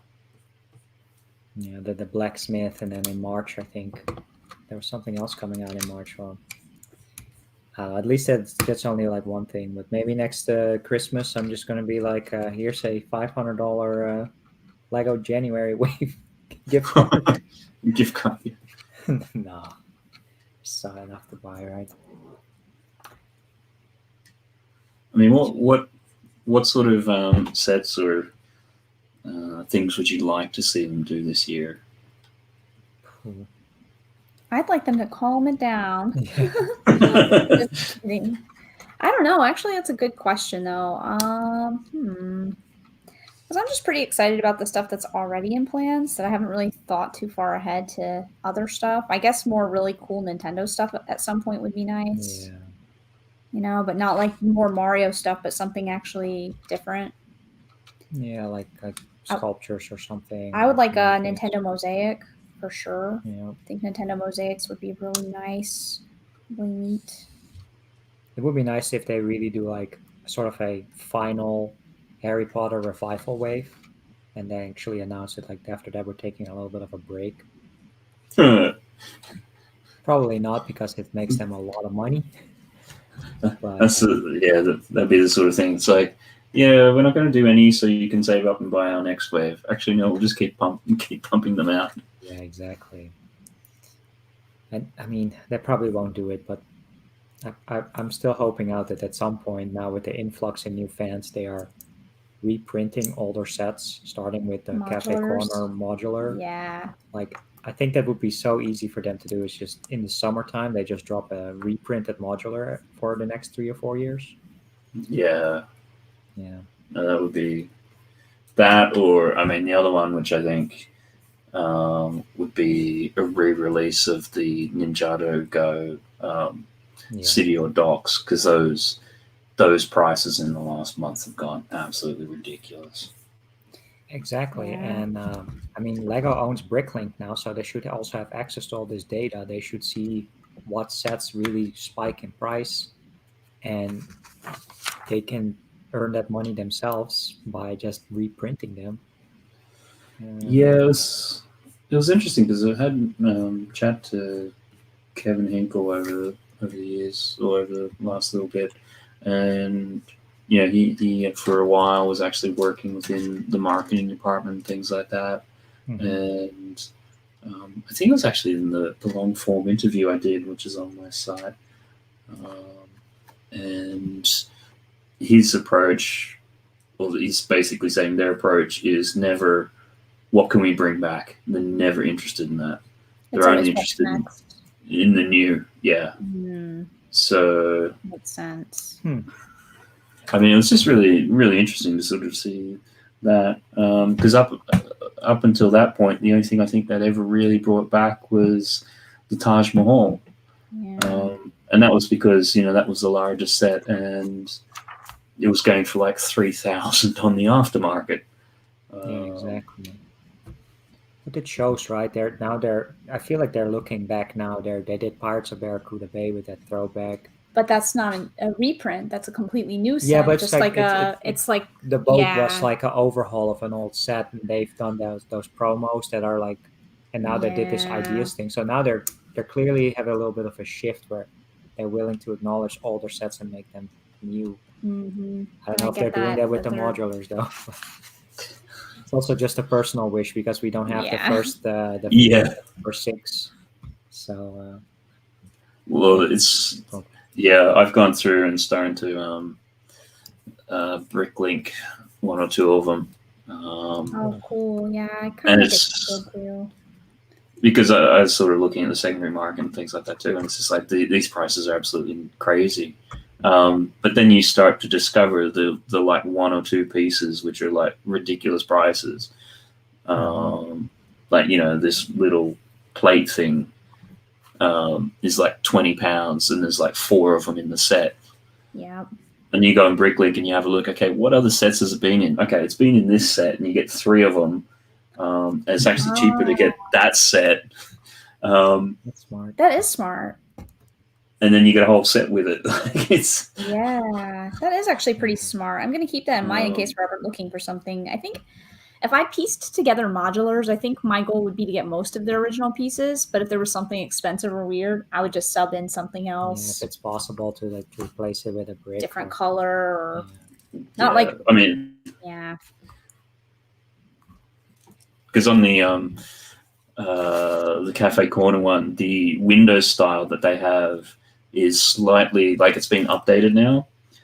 So back then you'd have the studs on the top were actually solid, whereas now the studs on the top are actually hollow of this window piece. So there are very direct sort of substitutes.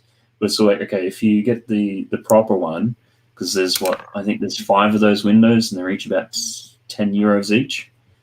Or you can get 5 of the current ones, and they're about 2p each. Like exactly. That's what we would do as well. Is just swap that out and make that more easier to acquire. Even maybe building it in a completely different color if it's an old rare color that doesn't exist, but then still get those elements and just kind of preserve the integrity of what it kind of is supposed to be like, but it doesn't have to be perfect because it's just not going to be easy to do that. Because I managed to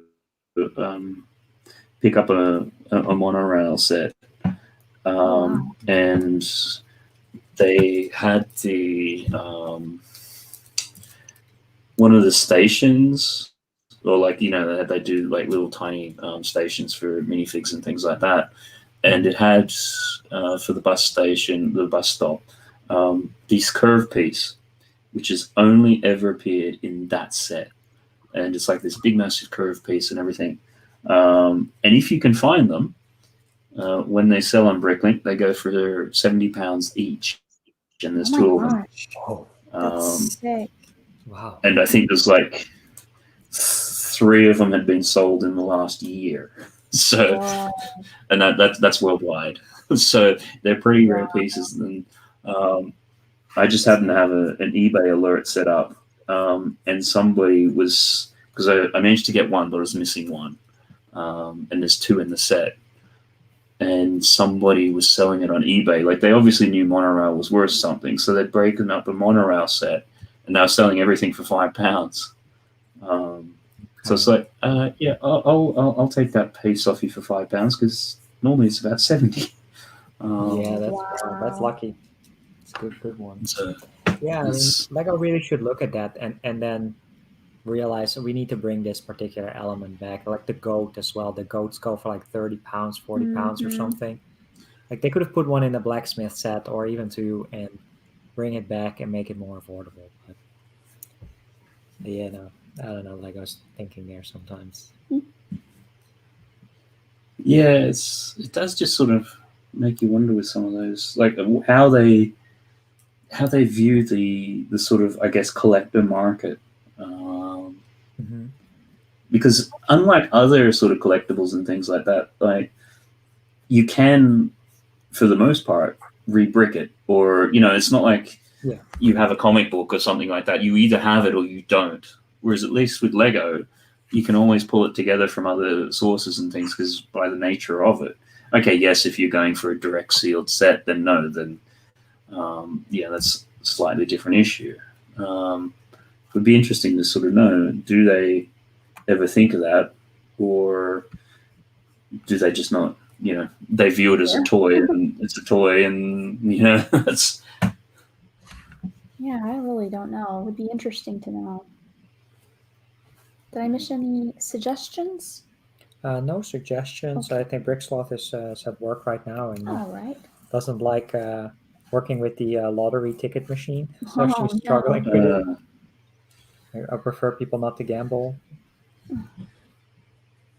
Because she hates the lottery ticket machine? Yeah, I don't know how that machine works. It That's sounds tricky. Wow. Last bag. Okay, I'll mute for just a second. It's probably also one of those things with the lottery ticket machines and things, like when people are picking numbers or whatever, you probably don't have any sort of wiggle room to make mistakes with. Oh yeah, that's actually a really good point. If you make a mistake pushing in someone's numbers, it's going to be... They will be super upset if someone wins. I think somebody won like 700 million or somewhere in the US. Crazy. I feel sad. I don't even think I'm allowed to play the lottery anywhere, because I'm not like a legal resident of the US anymore. And I think you have to be like a legal resident in a state to play the lottery, and I don't think I can play the lottery here because I'm not a citizen here. So I feel like I have no rights. You could buy a lottery ticket, but if you win mad prizes, then I can't get to claim it. I have to redeem it. Exactly. So that kind of... I have no way to win the lottery anymore right now. Horrible. So how long have you been out of the States for? About 4 years now. Okay.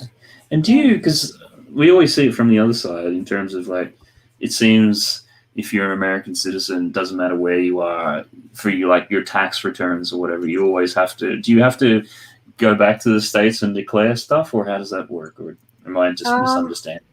Because I don't have a job here, I haven't really had to deal with it too much yet. Okay. I think that if we officially get married, we have to figure out like tax stuff. Like I think he has to file separately than I am and stuff like that.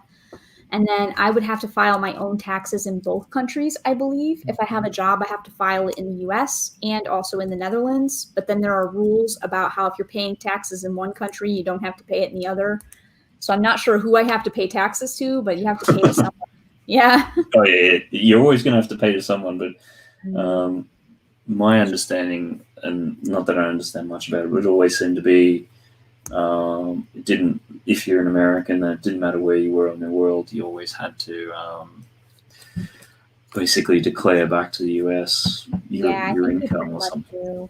I would say that's correct. The only way that that's not true is if you give up your American citizenship. So I could technically choose to become a Dutch citizen, and I could also renounce my American citizenship, but I would probably never do that. So if I became a Dutch citizen, I would want to be a dual citizen and just hold citizenship in both. Both, yeah. Yeah, even if it costs more money, even if it costs me taxes, even if I had to give like most of my money from my job just to maintain my citizenship, I still think I would do that, because it's just, I don't know, it's really weird to give up like your national identity, I feel. Yeah, no, because when I managed to get my UK citizenship a while ago and things like that, so I got both Australian and UK, and but much the same sort of thing. It's like, it just always seems like a bit of a nice option. Like if anything ever goes horribly wrong or anything like that, like you do actually have an option. Yeah, exactly. And I don't know, it just feels weird to me. Like my dad was military, so I'm very patriotic. Like I would feel really weird just renouncing my American citizenship. Like that seems so weird to me. Yeah, I can completely understand that. I think you're allowed to have both. But yeah, the tax stuff is really difficult. And on top of the pandemic, that's just why I haven't really gotten married yet. I want to though. You are allowed to have both if you marry a Dutch citizen, yeah. But if I stay here on my own single accord, then I don't think I'm allowed to maintain both citizenships. Yes. I don't know. Did she come out? Yeah, because there's some countries where if you get a another country's citizenship, you have to give up. Like I think the Chinese, they can't have anything other than Chinese citizenship. Oh, wow. So if they be like in the UK, if they become a UK citizen, then they basically give up their Chinese citizenship, which, you know, a lot of them have got family back home, so that would create lots of problems, and particularly, you know, as the aging population and things like that. Mm-hmm. Yeah, that's crazy. Welcome back, Ray. It's good to see that you're back. I see someone did a fancy super chat. Yeah, no, that was awesome. They did that, and the way that I like to work the super chat is if anybody does that, then they will get their drawing done next. So Scalador, and that's good that his thing is looking nice. And it's funny you're mentioning Scalador related to Galador. We are much the same when we first heard, or you know, the suggestion popped up. No, it's actually Ninjago related. So let's see now. Let's hold that one down a bit. Sarar says, I'm Canadian, so if I ever move to America, I can choose not to file my taxes in both Canada and America, but just America. Then I would lose my universal health care from Canada. Ah. You're Canadian, are you? Oh, okay, cool.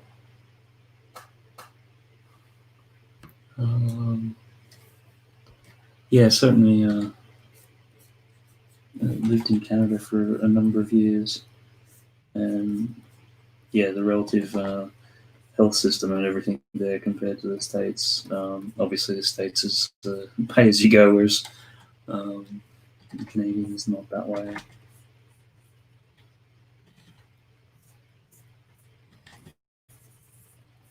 Sarah or Mike, have you guys ever been to Canada? Yeah, we have been to Canada. Actually, I think one of the first trips that we had together was when Mike came to visit me, and we went to Vancouver. So we've been up to the western part of Canada, and we've also, was it last year that we went through Toronto? Yep. So we've been to some places in Canada, and it's quite nice. I've also been to Niagara Falls with my family and also with Mike as well. So on the Canadian side. Yeah. So the one thing there, the Canadian side of Niagara Falls is, what's the best way to say it? Much more interesting than the American being. Yeah, they're Canadian is the horseshoe. Canadian Niagara Falls is so much better than the American Niagara. It's really cool. So yeah, we got to go there when we were kids and had a great time there. And then we went to Toronto a couple of years ago now. And we're there for about a week or so and managed to do a day trip down to Niagara. And because we could only do it on one day, and the day that we went down, it was completely overcast and misty. So we're there and the kids couldn't see the falls, and can imagine little kids have gone all this way in a car and all they're seeing is mist, and so they didn't particularly like it. Because you couldn't see anything. It was literally, so anyhow. Yeah, so her extended family lives in Ohio, so it was cheap to fly into Toronto, and then we rented a car, just drove to Niagara, and on the way to Ohio. Pretty good. That was last year, I think. Yeah, Oh, nice. 2019, I should say.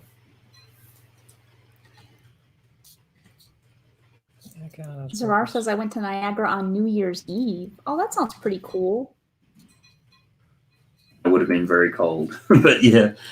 I mean, did they? I would imagine they would have had some pretty funky fireworks and things there with that, because, I mean, Niagara, they obviously do all the night shows, or you know, in terms of putting lights on the falls and that. So I would imagine if it was New Year's, combine that with some fireworks, that would have been pretty amazing. I think we finished our build here, which is Cool. Oh, excellent. Yeah. Are you putting these in? I don't know. Do you want to? Up to you, buddy. Yeah, go for it. Zara says everything was closed because there was supposed to be a light show, but they closed it because of COVID. Aw, that stinks. The Scalador Oh, is yeah. So you'd actually gone like this year. Bugger. Juan says, I'm super excited for my birthday on Friday. I hope we can celebrate it together. Oh, Juan, that's awesome. Happy birthday in advance. And I'm sure that if you come by some of the live streams, people will be more than happy to wish you a happy birthday. You roll it down at the bottom and it shoots out so you can look. Just don't rotate the noise on the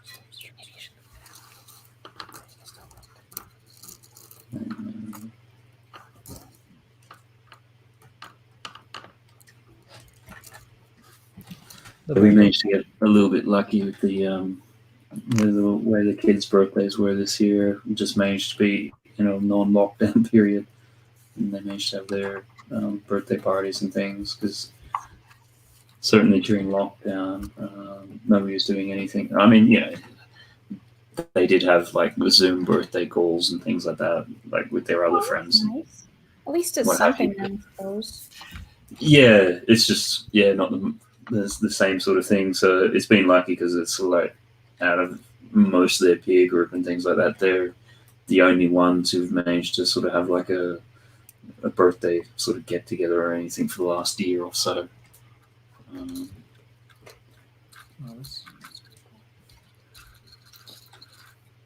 Yeah, you do start. We haven't really worried about that stuff, right? We don't really celebrate our birthdays with other people. And for kids, it's not fun. Right? I would like to celebrate my birthday with other people. Yeah, I know you've never had a normal birthday, but I would like to be a person and celebrate with other people. I know. What do you mean we don't celebrate our birthdays with other people? Oh my gosh. Just saying, for kids, it's just really difficult. Mike can be kind of antisocial sometimes, but I like to be with other people. It's my preference definitely to celebrate with others. And for kids, it's definitely super extra important. Makes it like a lot more fun and special. Yeah, and just that whole sort of thing, getting together and the kids with their peers and getting to, have some presents and things like that, and just play the games and all that sort of stuff. Like it's just, I do sort of worry. Yeah, you do sort of worry that the longer this goes on, the more that it becomes so normalized for them not to be doing stuff. Yeah, exactly.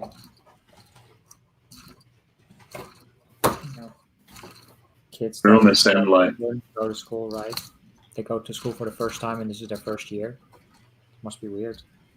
For kids that are going to school, like little kids, you mean? Yeah, they have to start. Yeah. And they start in this weird situation. Ah, yeah, that's true. They're like 4 years old. It's also harder from a parent's point of view, because even when the kids have gone back to school, like we've noticed this year, because everyone's socially distanced and everything like that, and there's been no sort of assemblies or events at the school. The actual, I think, school community is starting to break down a little bit, because you just you don't see the other parents as much. You're not involved with them, like seeing them for the other kids' birthday parties or sporting events and things like that. So it's. Yeah, exactly. No, it's weird. I mean, no, I'm sure they'll do a lot of studies about the after effects, even if this all goes away, and the social interactions. I mean, this is like a good year and a half of like making friendships and for all sorts of age ranges, and it's weird.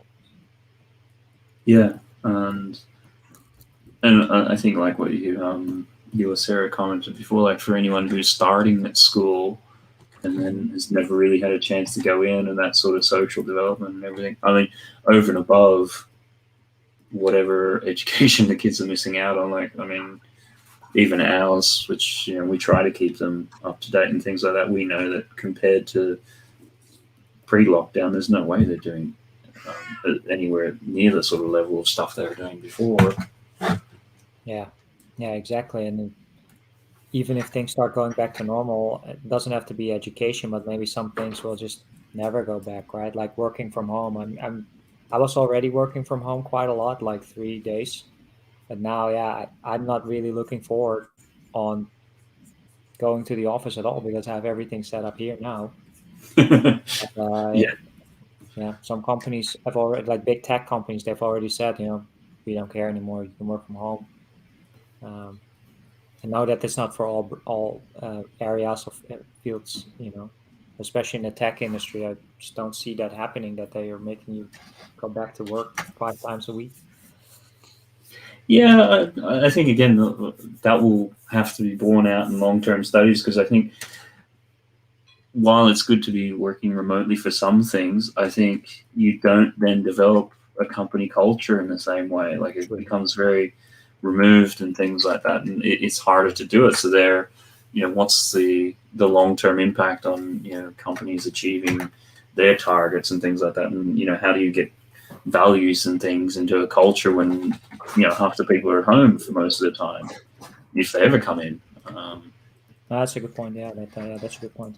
And the collaboration definitely makes it more difficult to like just jump together inside of a meeting room and like think out ideas, and it's just not the same right now, right? So yeah, I mean, I know when I worked in a creative R&D company, most of the good ideas and everything came out of stupid conversations in the hallway. Like, it wasn't a formal meeting room brainstorming session. It was just sitting around at lunchtime joking. It's like, well, what if we did this, and what if we did that, and wouldn't this be funny, and that would be hilarious, and things like that. And then you start going, well, actually, no, what if we actually did do that? That, like, we possibly could make that as a product. exactly. So all those, little casual encounters just gone away. But that's a good point. I mean, we watched the Soul making off from Pixar, and they were talking about the same things, right? The collaboration, exactly. And you lose some of that. It's definitely true. Brixwell's hilarious. They say, wow, people just come in and shop with their car running in this podunk town. That's hilarious. And then I think there's a comment. Doc Simpson, do the falls freeze? I think the outer extents do, but the actual main falls itself doesn't. I mean, certainly when we were there, it was, when was that? I'm trying to think. I think it was March. It was like Easter or before Easter. And you were actually seeing like little chunks of ice and stuff going over the falls. It was really quite Oh, that is pretty cool. Quite interesting, yeah.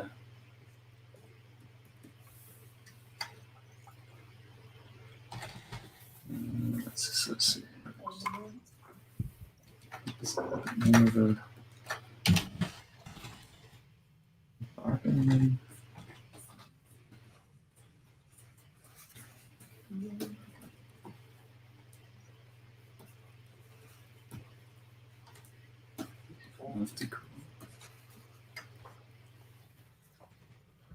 Yeah, Scalador definitely looks cool. Yeah, it looks really cool. I think the dog is my favorite so far, just because it wins for cute points.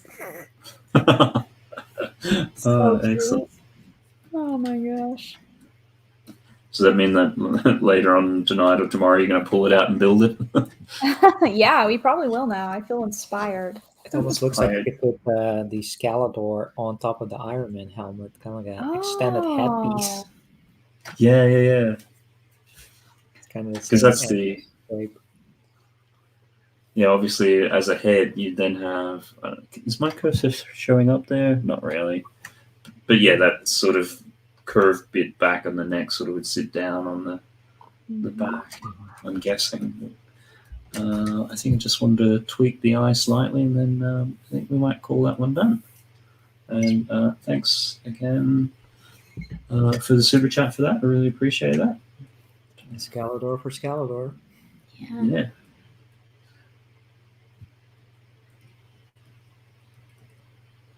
She likes to eat the tuna fish water. My cat won't eat anything, but she'll eat this tuna fish, so. He's a little weirdo. At least she came out a few times. Bye, Paris. Oh, hope you're feeling better, Paris. She seems to be a little bit better today.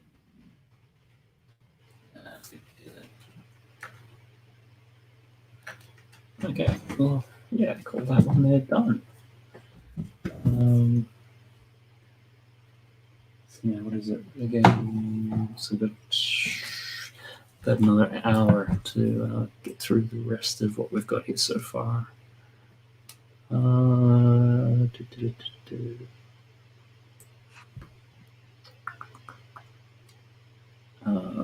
Which, just having a look to see which one we should do next.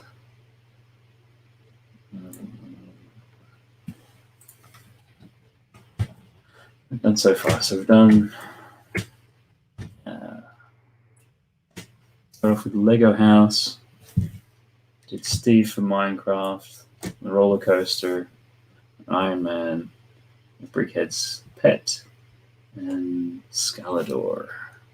Looking awesome so far. Thank you. I think. Amongst that, I think the next one we might do is Mr. Mario. Yeah, Lego Mario.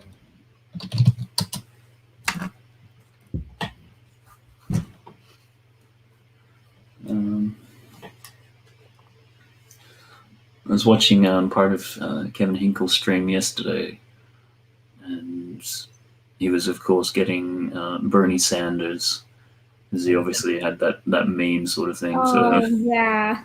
Gosh, how many people requested Bernie Sanders and mittens? My gosh. So, because you kind of never really know what you might end up getting with requests and things. So it's like, is somebody going to request Bernie Sanders as a Lego character in that meme position or something? So yeah, exactly. That's true. You know what's weird about these golden ninjas? What's that? That this Kai doesn't have a golden face. The Wu has a golden headpiece, but the Kai just has a normal yellow one. Yeah. Did you notice they that? only did that for Wu. Oh, okay. It's interesting. is Wu kind of like the only one they've gone all out for? I guess so. Yeah, it's the only one that has golden head and golden beard, I guess. But all the other parts on this other golden ninja are all gold, so I don't know. Interesting. Just having a look there in the comments. I think one Funny Fix only does his stream every other week, so I don't think it'll be on tomorrow. I think it'll be the week after. Although I'm sure if Ray is still there, he can correct me on that. But I think it's every other week. So yeah, if you were to turn up tomorrow, you might find you're a week early. Where are we at? Use that up a bit.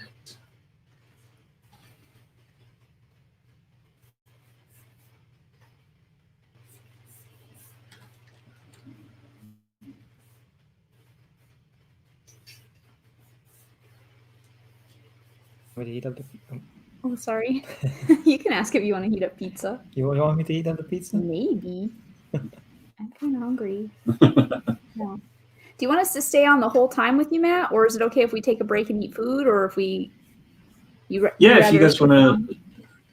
It's whatever works for you guys. If you want to pop off and just have something to eat or whatever, yeah, of course, do that. And, if you want to stay on, that's cool too. Whatever works for you guys. Because I wasn't sure how long this was going to be or whether it was for the whole time or for part of the time, but we're happy to hang out and help, but we might have to eat something at some point. Yeah. I mean, if you guys want to grab something to eat, then by all means do that. My plan was only to go for the 3 hours, so I'm definitely not going for a long one. Oh, okay. Well, no problem at all. I think we can hold out a little longer. Yeah, if it's just another hour, Yeah, that's exactly. fine. I think that's fine. I'll just start heating up the oven in like 40 minutes. Yeah, or so. that's a fine. plan. That's Normally, it awesome. wouldn't be that big of a deal, but I think it was just that we streamed ourselves and then hopped right on here. We didn't really have a lot of time in between. No worries. No, I totally get that. Always happy to hang. Ooh, Frozen Castle Lego. I didn't miss anything else, right? No, I'm gonna put there this hasn't in been the... any recommendations as far as I Okay. know. People talking about the falls and the lotteries machine. Frozen Castle. I don't know if everything can be done in the next 55 minutes. But Oh, no worries. Maybe Matt will go for longer and we'll just go in an hour. That's also fine. And sometimes these are quite long and there's a lot of stuff. Sometimes we're quite surprised how long you spend on a Saturday drawing. And we're like, wow, Matt's still going strong.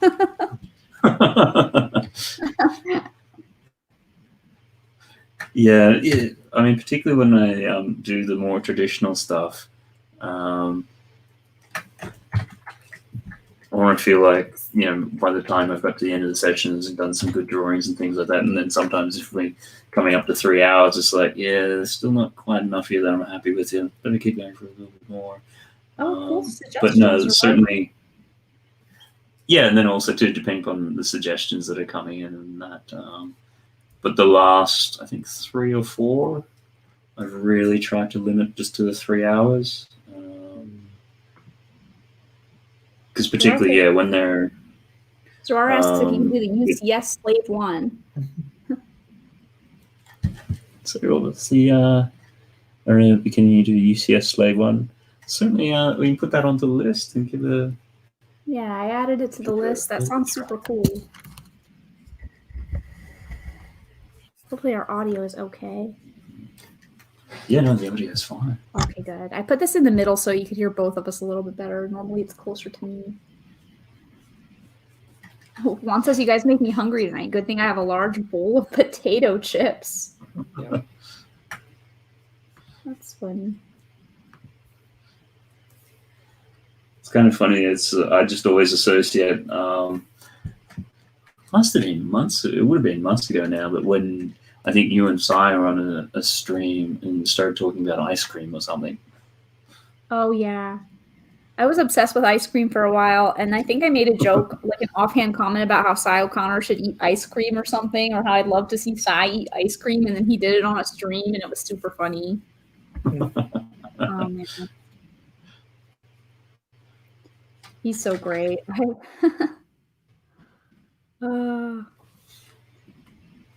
Yeah, it becomes funny, the things on the streams that you remember and things like that, and or the occasional time when the virtual news comes around and it's like, oh, okay, so that ended up there.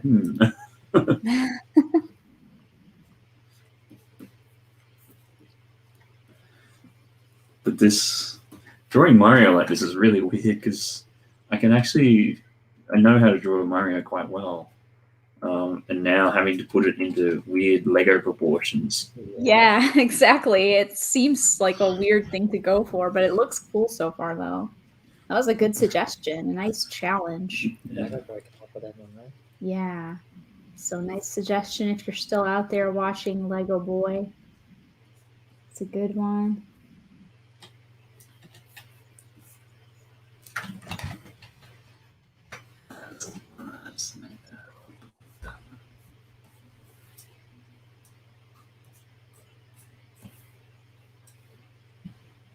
Have you guys ever played around with the Mario? I'm just trying to think if... Yeah, I have it, and I have a couple, like, I have the starter pack, and then I just have the blind bag, like, enemies, but I don't really have a bunch of the sets or anything. It's not really something for me, like all the Mario sets, but the actual Mario, like, Lego dude is pretty cool and definitely worth having, I think. Yeah. Because you've got the Nintendo TV, if I remember correctly. Yeah, exactly. So we kind of wanted to get it just so that it could complement that and go with that. And then, I don't know, I'm not sure, like, how the obsession for Lego Mario became a thing for everyone, but he is really cute, though. It's fun to play with. It's pretty adorable.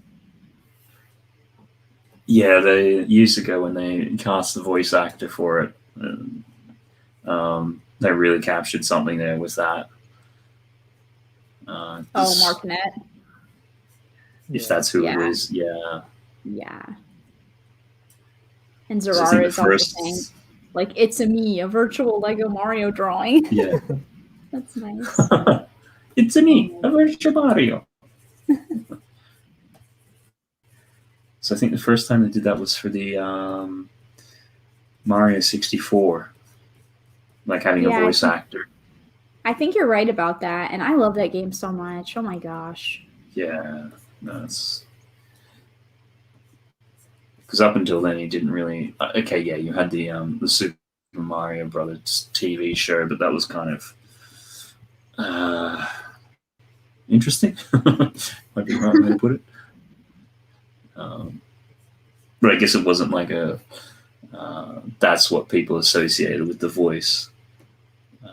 But then once the 64 version came along, then it's like, and they just had that guy doing it, and not so much the high pitch, but just that really happy, bubbly sort of tone. Yeah, it's so amazing. I love that guy, and I love that game. So much nostalgia. I like the beginning of the game when you can pull on Mario's face. Yeah.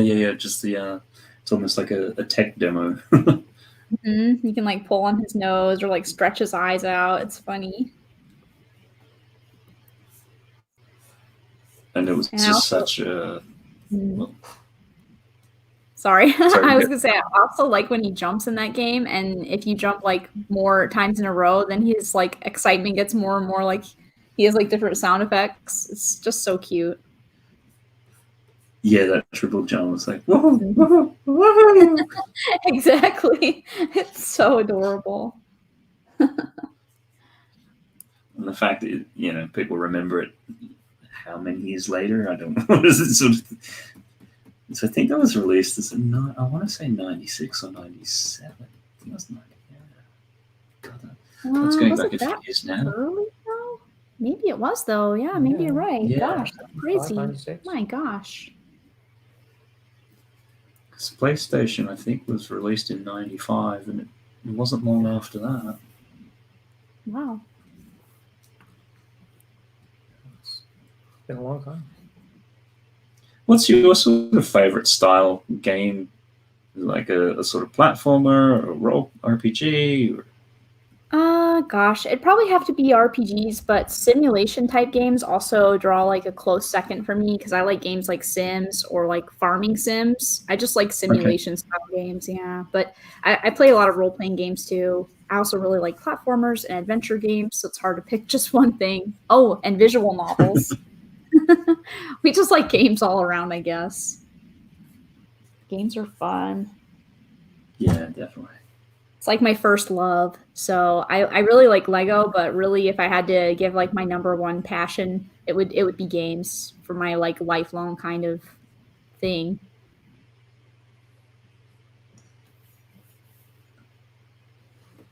I didn't really have that many Lego sets when I was a kid, but I always had games, and I always wanted games since I was like 6 years old.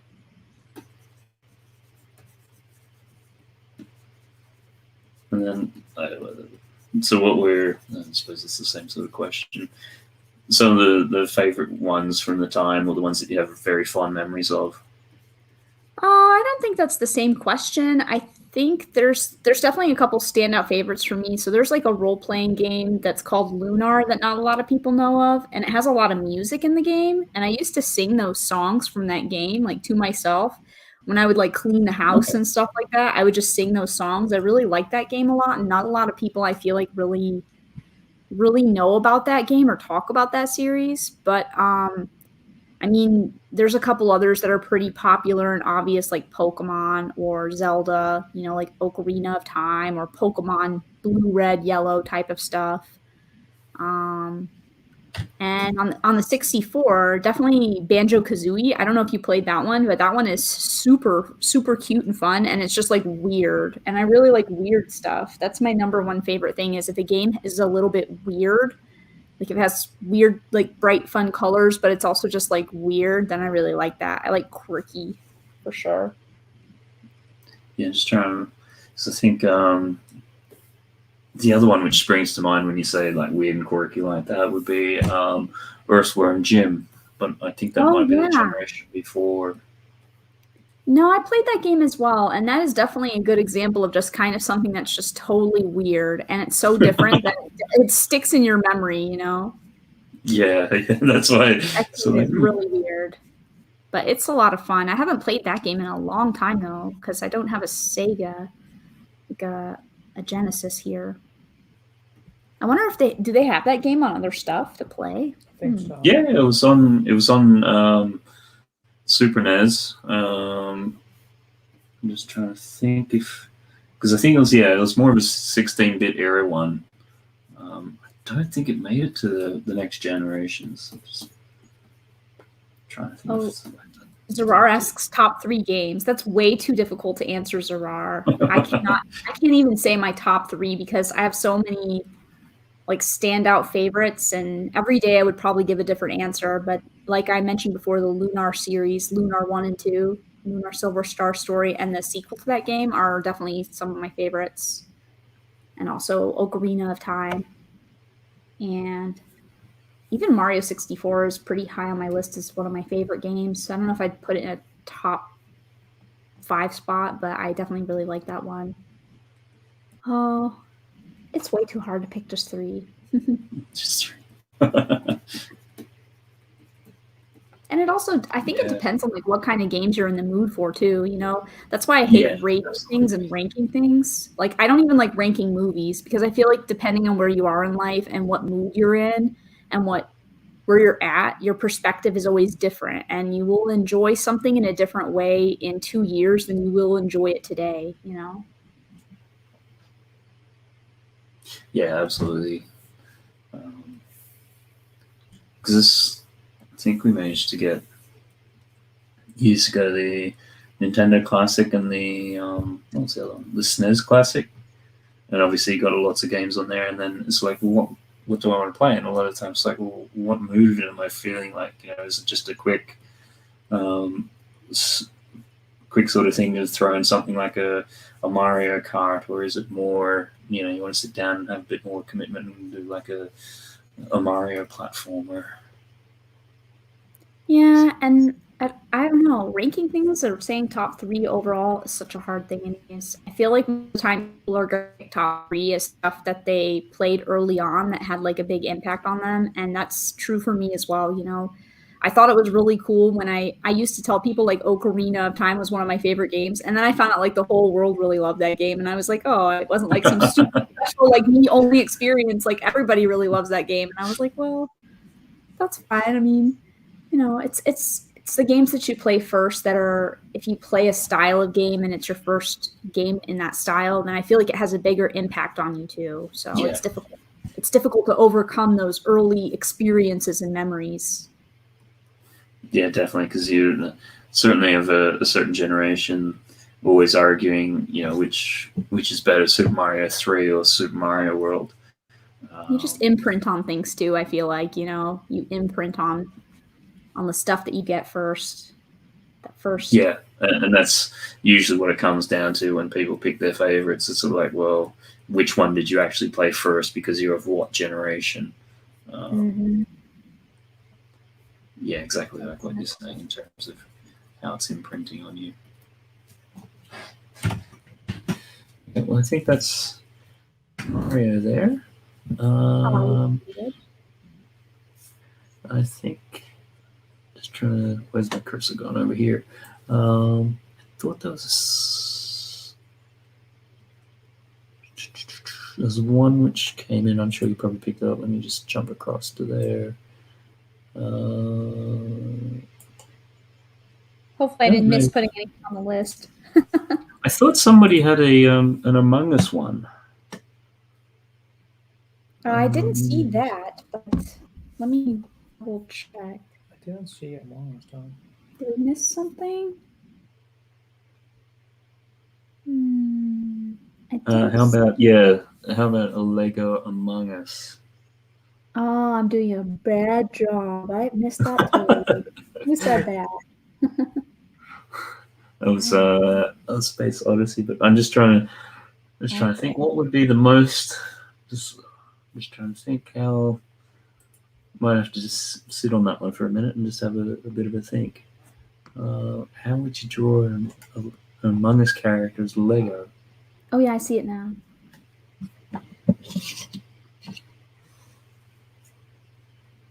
I do have a bit of an idea. I'll just quickly give that a try and see how we get on with that. With some space.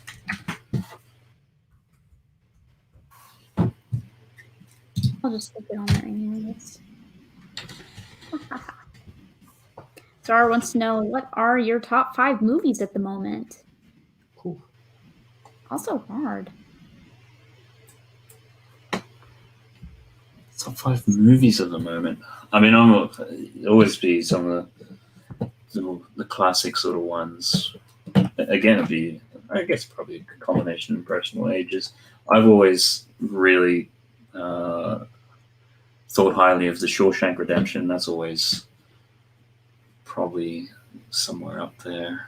And then, I don't know, it's sort of like where. Again, I guess it'd be sort of a mood thing.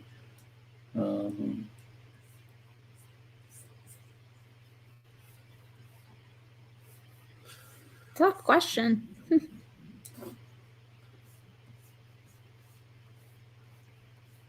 I really love Wizard of Oz. I'm just going to put that out there, Zarar. Wizard of Oz is so amazing.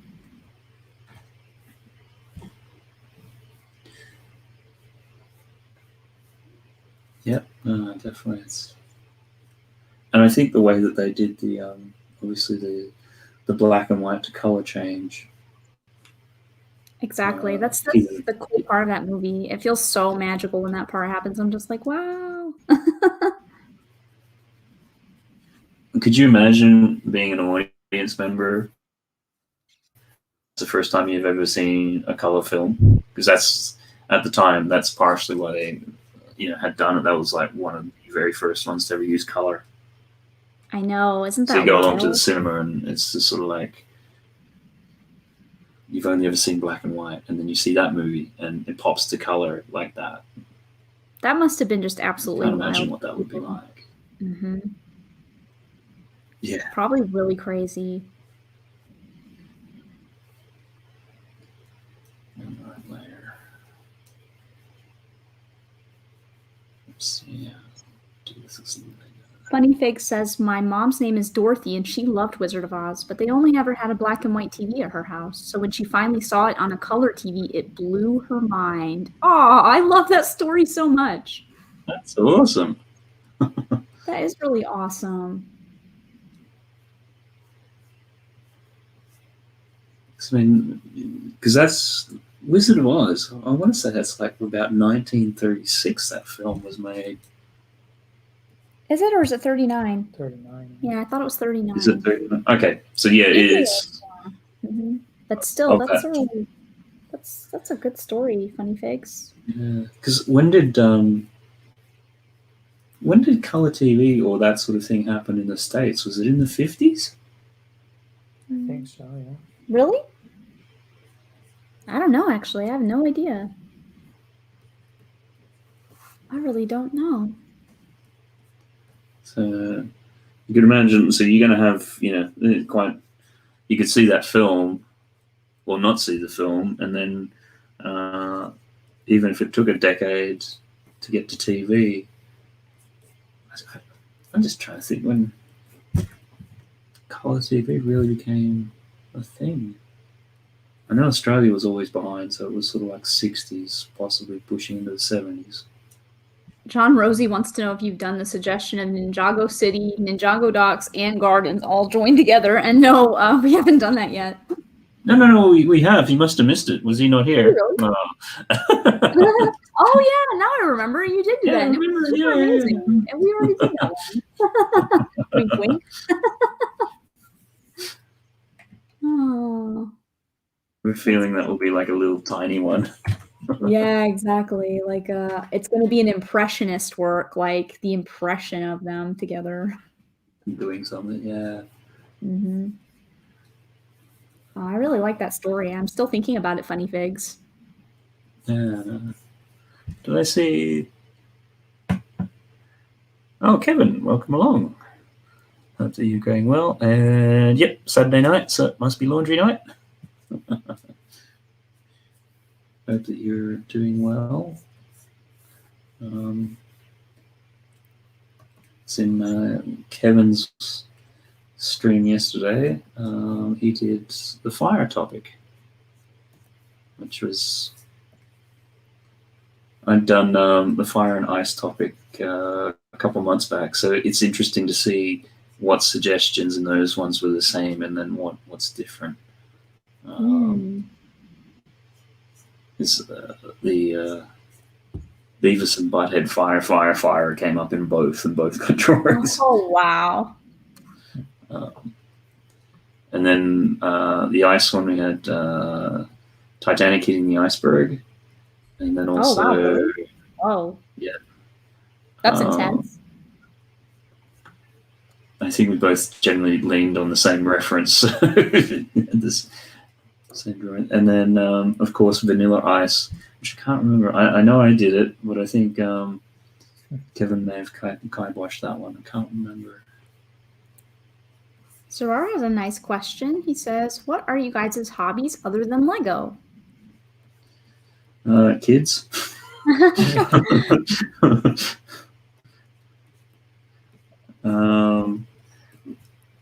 I mean, yeah, kids. And then I think when I can get to do some Lego, I mean, usually Lego is largely, I think, when I'm streaming with others. And obviously then art and illustration. Depends on how that's happening at any one point in time. How's that looking? How about you guys? My hobby is mostly being a dragon, which basically means that I collect and hoard items that I don't really require, and then I just keep them to myself. I'm a collector for sure. It's hard to just say one hobby because I collect a bunch of stuff like stuffed animals and games and Lego and jigsaw puzzles and books and Starbucks coffee mugs. I like to collect things.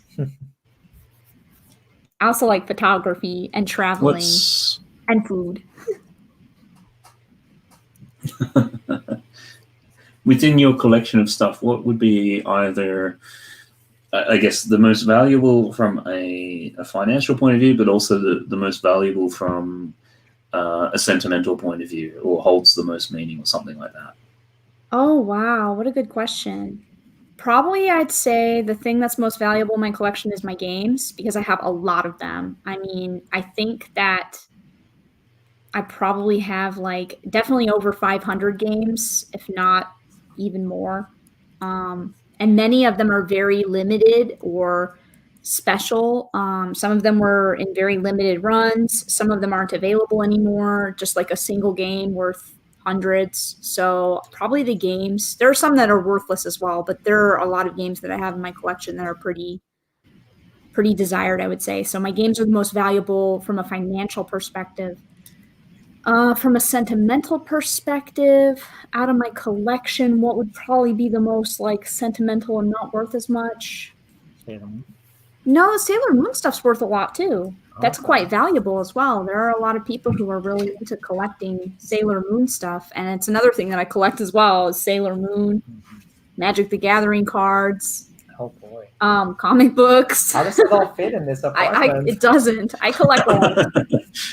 But it somehow does, but I mean, actually, I think the Magic cards are probably worth less, like especially the bulk stuff. That's just kind of like tons of cards that take up space that aren't really worth a lot. There are a few that are worth a little, but the Magic cards is probably not very financially valuable. But I'm trying to think, because when I think about sentimental things, I think about stuff that is like, if I didn't have it anymore, I lost or had to give it up, it would like almost kill me.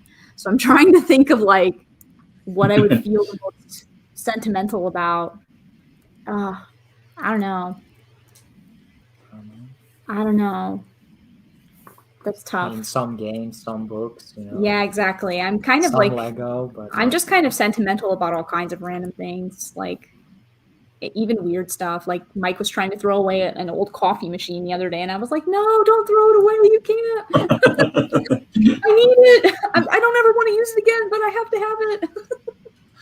You can't and you won't. But Since we have so limited space, I'm a little bit more like purging, like just want to get rid of things we never use. But Sarah holds more sentimental attachment value over it. So it's because you're not a hoarder like me. I'm a hoarder, so it's really hard for me to get rid of things too. yeah, no, It hurts my soul to get rid of things. It's not like the unhealthy No, hoarding like that you see on newspapers TV, and magazines and stuff, but like we see on the TV show sometimes. Right? no. But I would it's not classify. the unhealthy. You can't get into a room and you accidentally knocked it over and now it's crushing you. Exactly. Yeah, we've seen the TV program. No, it's not that bad. A lot of stuff is in boxes and in bags and. Well, and most of it is of value too. I think there's also a difference to be said for, people often ask, like, what's the difference between a hoarder and a collector? But I feel like if you're a collector, you're more so hoarding like things of value versus like worthless things. Yeah, it's tough, right? I mean, you have a lot of comic book boxes, you don't really use that anymore, but it's not really something that you can just throw or give away because it still represents a decent amount of value, right? Correct. It's all valuable stuff, so mostly. At least a couple $1,000 at least. So exactly. If not more, so, Then you have to find somebody if you really want to sell it to, and you gotta go into that route. I sold a big chunk of my video game collection to actually make space for Sarah. Yeah, sorry about that. DVDs and Blu-rays, and I pretty much got rid of 90% of that. I guess many others did, but funny pigs, and most importantly, where exactly is your in your home? Yeah, exactly. That's hilarious.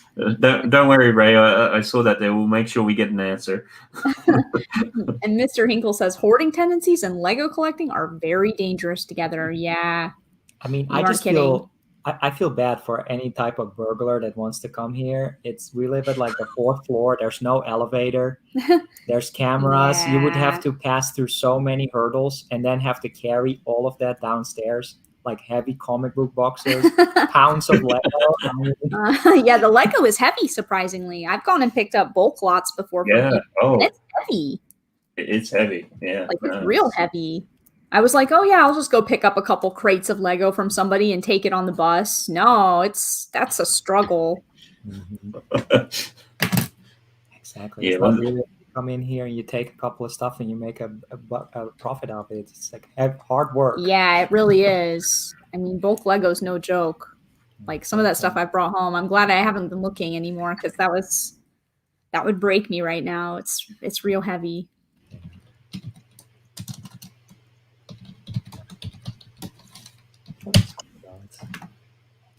Yeah, because when we were doing the second lot of the House of Dots stuff, we could do that from home, and they couried out to us like all the stuff that we needed to do and things, and the boxes were just phenomenal. Like they were actually quite heavy because there was a lot of. I mean, you can imagine the Dots is quite small pieces, so it's going to be quite dense. So you'd have a little tiny box, and it's like, oh yeah, there's like 5 or 6 kilograms of just dots. Yeah, wow. Exactly. That art we just got, the Harry Potter art set. That's 4,000 pieces with those frames. That feels heavy it's already. Really heavy. So yeah, I'm sure there's a manual in it too, but yeah, it adds up really quickly. And Crazy Tivity is here as well. Hey, Crazy Tivity, welcome. Crazy Tivity's back. Awesome. Yeah. Great to see you again. I have a weird thing with drawing, says Zarar. Like, there is a phase I go through once a year and I draw a drawing, usually of a Star Wars character, and I've been doing this for 5 years, and surprisingly, I'm getting better. Oh, excellent. That is excellent. Always practice. So, it sounds like you're getting there a little bit each year. Okay, this is going to be the crazy one. Let's see if we can do this. How's the suggestions coming along, asks Juan. Yeah, it's going really well so far, I think. It's doing a good job. Until we do this one. I'll do this as a bit of a blind one, although quite quickly people should hopefully be able to work it out.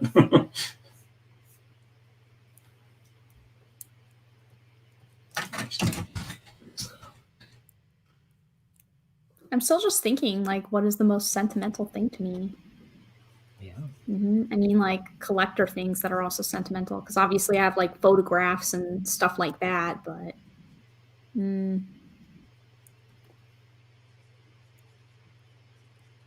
I guess just all of it. What would be a sort of, I guess, sentimental Lego set that you have? One that Oh, that's you... easy. That's so easy, Matt. When Mike came to move me over here from the US, I only have like legitimately, I think I have like 4 Lego sets from my childhood. And he was like, "What's this stuff? Let's just drop it off at the Goodwill." And I was like, "Are you crazy? Like, I bought my vintage Lego at the thrift store." I knew about Lego. I watched the Lego movie. I had some sets as a kid. I had no idea at like 4 years ago when I was moving here that Lego was still so big and still worth so much money. So My vintage, like it's an Imperial ship from like, I don't even know, like the original one, not the middle one that's cooler, but like the first Imperial ship. And he just wants me to dump it off at the thrift store. I just saw these old, sounds like they're like 20-year-old sales and a bunch of old bricks. I was like, yeah, we can get new Lego. Yeah, we can get a new one. So that's super easy. I learned that lesson very quickly. Yeah. I knew, of course, that for games and comics, we made sure those were really well packed and shipped. But then we kind of ran out of time, and it was like so many different things. It's like a box of old Lego bricks, but yeah, it's like vintage Lego sets. So I have a Time Cruisers one, like it's a Time Cruisers set, but it's like the bigger one where they had all the stuff, like the lab or something like that. And I have the Imperial ship, and those are definitely my most sentimental. I also have some Paradisa stuff, and like I have some Bellevue stuff too, which I don't super love the Bellevue stuff, but because it's from my childhood, I'm just like, yeah, this is like my stuff that I can't ever get rid of, you know? It's separate from all my other Lego stuff. Like my vintage childhood stuff is separated. It doesn't get mixed in at all because it's super special. And you don't want to go mixing up those grays. No, the grays are the worst. I actually do try to keep my grays separate, and I even bought a bulk lot of Lego from somebody, and I was trying to separate it out, and I made like a test stick where it has like all the grays on it, and I'm like holding it with like both the bricks, like comparing like, is this old gray or new gray, because I want them to stay where they're supposed to go. And if it's supposed to have the old gray bricks, then I want them to have the old gray ones and not the new gray ones. Wow. You showed me this once. That's very strange. That's so different. It would really bother me, to be honest, if it was like a vintage Lego set that had the wrong color gray. That would really bother my brain. It really would. Yeah, no, I don't doubt it. Like I could just, because I got something similar too, mainly for when I was doing, or when I do mocks and things. I just flick the camera on just quickly. Where are we at here? Just gotta find it. So yeah, sticks of, flip it over there. So the colors in basically rainbow type shapes. Oh, nice. Oh, wow. So, because then it's the sort of thing, if you do some things digitally, you can have any sort of color, but then you kind of don't really know, well, what are they relative to everything else? And, you know, it's the tones and the saturations and things. And then even some of the rarer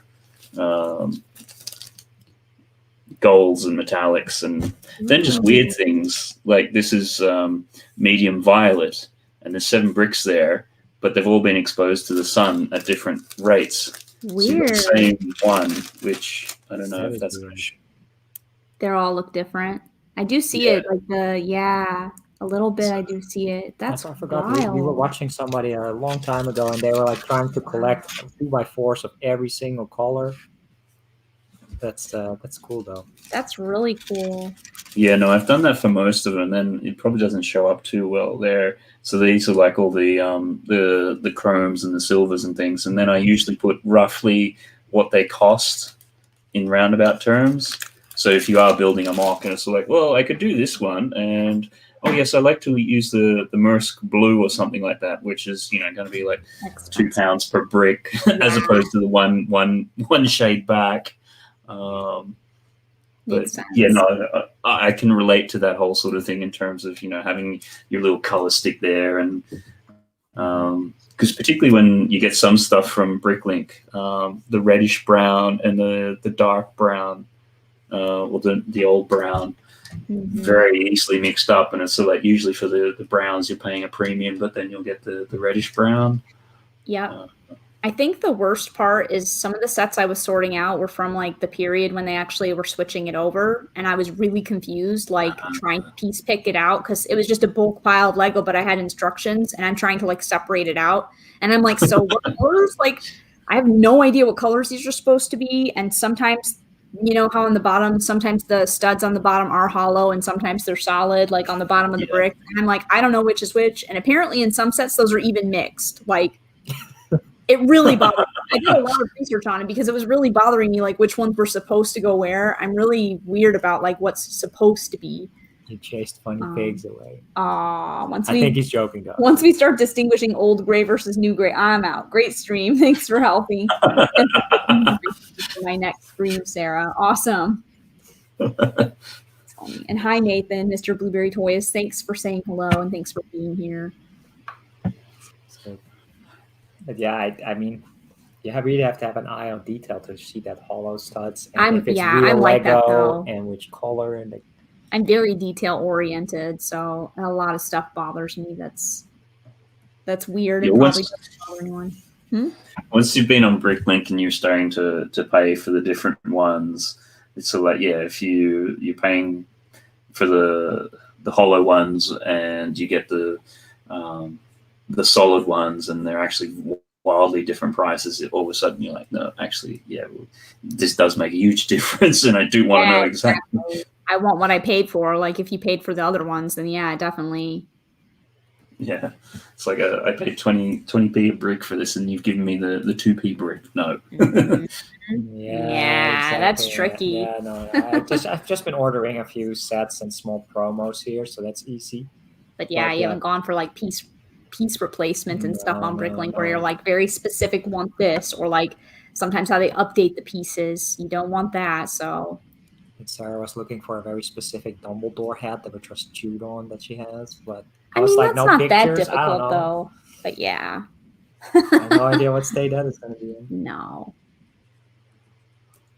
I think it's easy to make mistakes sometimes, but still, if you're paying for something specific, you definitely get a little more particular about it. Zarar says, I've been having a hard time making a Lego video. I have ideas, but I lack motivation. Do you have any advice? My advice, Zarar, is just do it. And that sounds really silly, but I think for me, especially, the hardest thing is to actually do something, like to get started. So I would just say, like, charge your batteries, roll your camera, turn your cell phone on, whatever you have to do. Even if it's just a practice and you're just recording like stuff that will never get posted, at least even going through the motions of doing it, I feel like will motivate you to do something. And maybe what you film will actually be something you can use. So I would say if you're having problems getting motivated, just do it. just do it.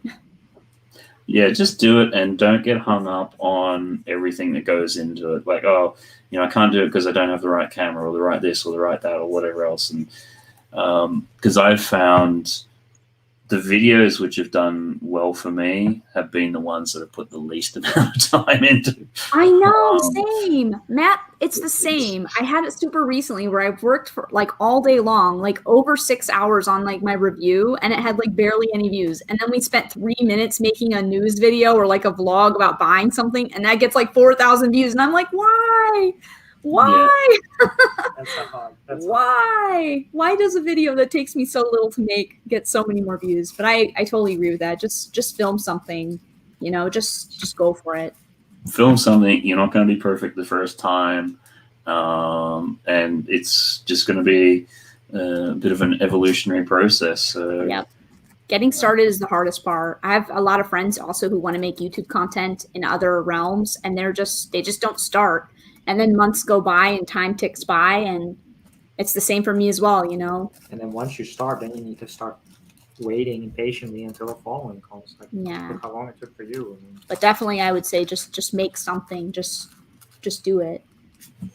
Yeah, I think it's a combination of that, and also too, it's.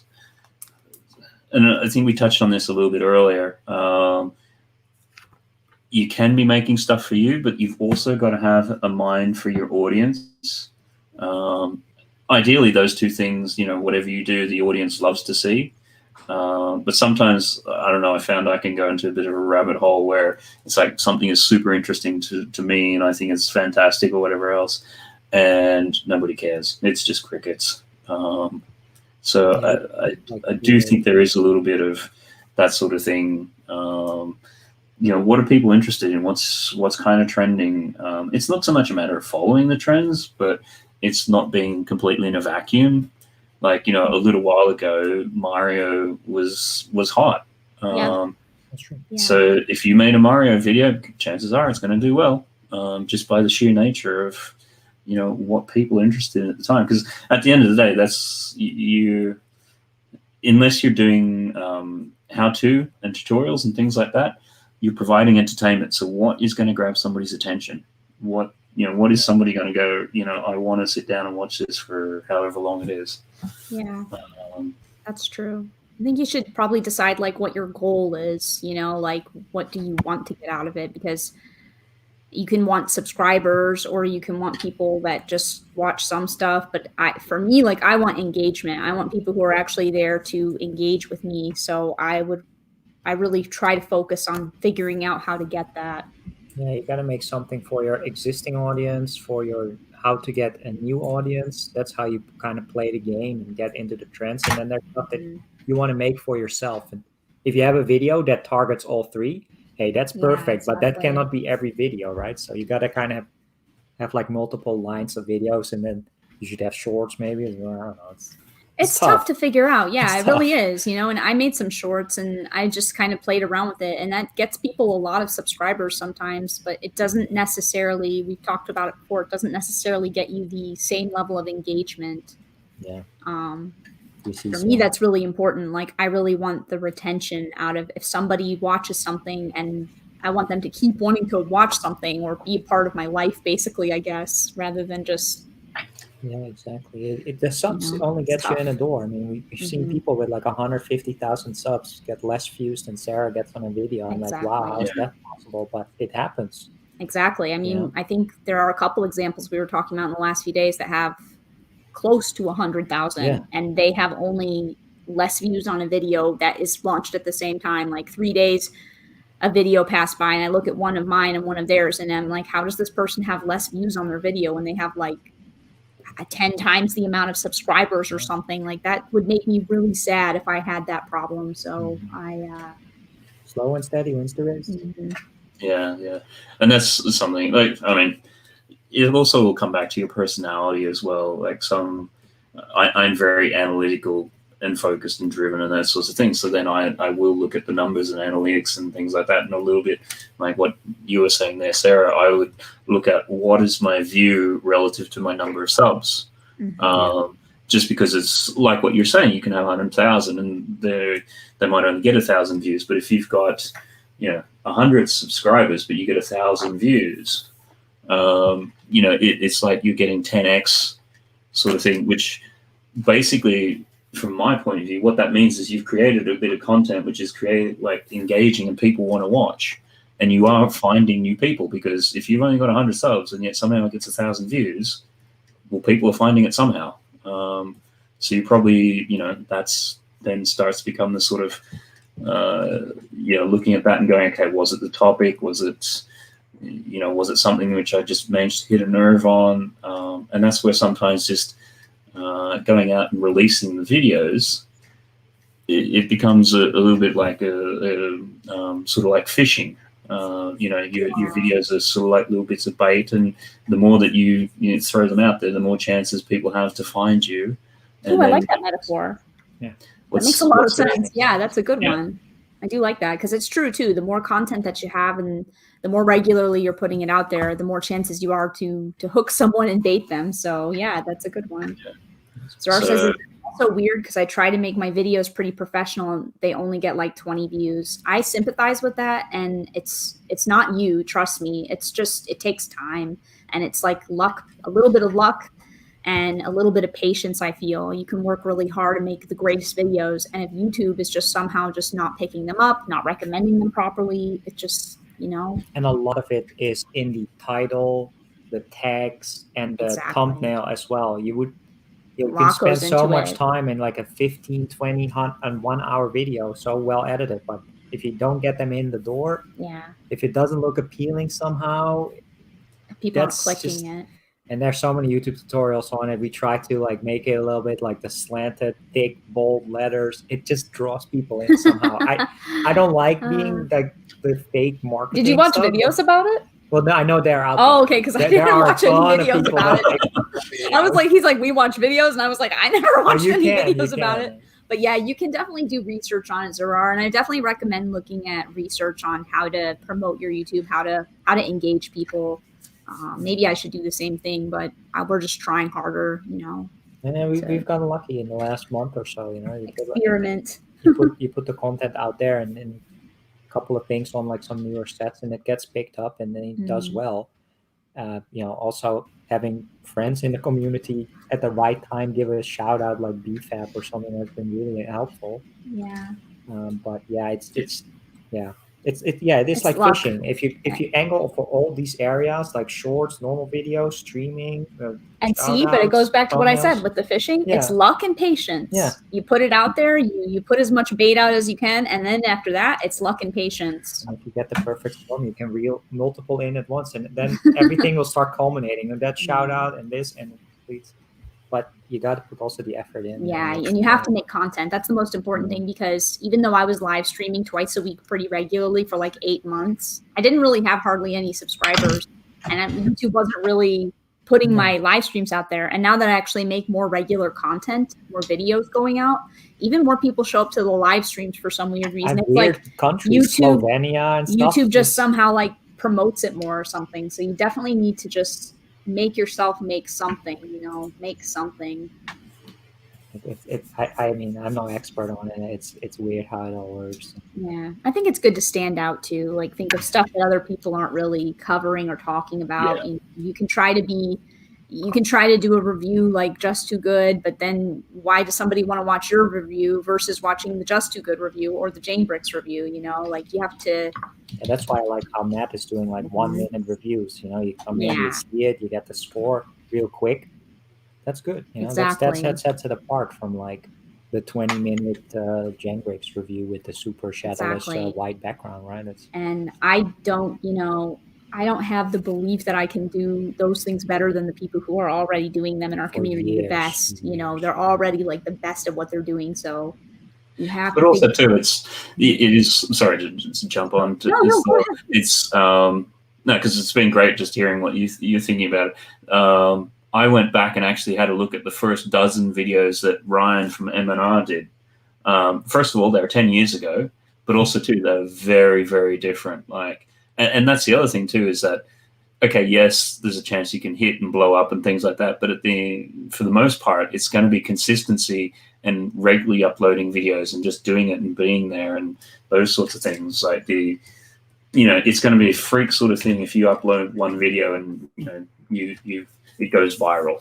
So yeah, that can happen. But even if it's like a super viral video because it's something funny, people they don't subscribe and be like, let me see more. It more. needs to start snowballing. And while that happens, you're also making more videos and get a little bit more money to buy better equipment. We're fortunate that at the start we already have most of this stuff before but my job. I think Matt's point is a really good one, that 10 years of content, 10 years of consistency. And most of the people in this community who are well known and who are doing really well have been working on this for many years. It isn't something that happens quickly. I see people start this year and already be extremely discouraged at their progress, but it takes a lot of effort and a lot of hard work, like years of hard work to reach success level. Ryan, they've been doing it for a decade. Exactly. Look at Brixie. This year he's also like 5 years 5 years in or something. Yeah. This year's really where he like really hit the ground running. Mm-hmm.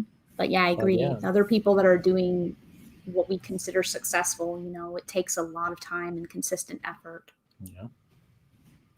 Mm-hmm. And Brixie says those Ninjago City sets look amazing. They do look amazing, actually. Matt did a really good job with it. What am I going to do for this? But it looks great. So I just sort of like, I'll just do a little bit of an impressionistic, because otherwise it'd be the sort of thing we're sitting here for half the night to do it. It's like, if you can tell that that's what they're meant to be, great. Oh, definitely. There's no mistake about that. Yeah. I mean, if you 100% show look this at to that. a non-Lego fan, they would even be like, wow, that looks like a cool Asian Yeah. district, something like that. I think any Lego fan Any you show Lego that fan to is should be definitely like, going to be boom. like, yep, know what that is. 100%. Know what that is. Yeah. Do you happen to have it, and can I buy it off you cheaply? Yeah, exactly. Is this an ad? Can I buy that from you? Yeah, I think this will probably be the last one. So I'm gonna, obviously, people still out there in the chat, and take a moment to thank Sarah and Mike for joining us. They've done a great job. Thank you so much. We're happy to be here, and thank you so much for inviting us. Yeah, no, I definitely wanted to have you guys along, hang out and just chill and chat, and appreciate the fact that you're also doing this after you've done your own stream as well. Oh, no problem at all. That means I just built it. It's practice for next week. Yeah, it is practice. We have to practice our longevity streaming game. Whoa, what's happening next week? Or if, I don't know. I mean, we're playing with the idea of doing like an 8 or maybe even a 12-hour live stream. I'm not sure how long we're going to go now that for. I'm thinking about it, I do feel bad because Matt is streaming next week and Ruth is streaming before you, so we can't move. Well, we can't do it on Saturday. We can do it on a different day too. We can do it on Sunday or something. I don't know. You can look and see an empty day or Maybe a good day to do it. Yeah, just take a look and we'll see. But we're playing with the idea of doing a really long live stream. Okay. Is that just because you have the time, or you just want to do it as something to do, or what's? I think it started as a suggestion from BFAB because on New Year's Eve we were streaming. We only plan on doing a normal one on New Year's Eve, and he was like, "No, keep going," because we were like, "We're gonna eat." And he's like, "No, stay." And it ended up being like 6 hours long or something. And then he was like, "You guys should do a super long stream, like 8 or 12 hours or 24 hours." I don't even know what he said. And it's like, "All right, BFAB, we'll think about it." BFAB has a strange power. Yeah. I can't say no to him. I just can't. I don't know what it is. I can't say no to BFAB. Yeah. I think we'll do it on next Sunday then.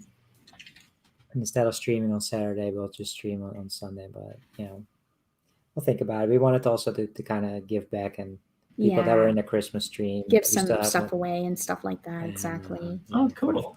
Subs or 750 subs or 1,000. Well, I don't know. I mean, I don't know. It's blowing up pretty quick. I don't know how it's going to be. That would be cool if next week you're. No, I don't think in a week it'll be that high. But every day I seem to have a lot more people joining. Which is Darren just did his 1,000. He did a video like $1,000 sub giveaway. Oh, that's nice. So yeah. That's all about Zarar says BFAB is awesome. He definitely is. He's so great. I loved his live stream so much. He did like the 48-hour one. That was so awesome. Yeah, nice. I can't believe he made that. That seemed so bad. I think it was on that one.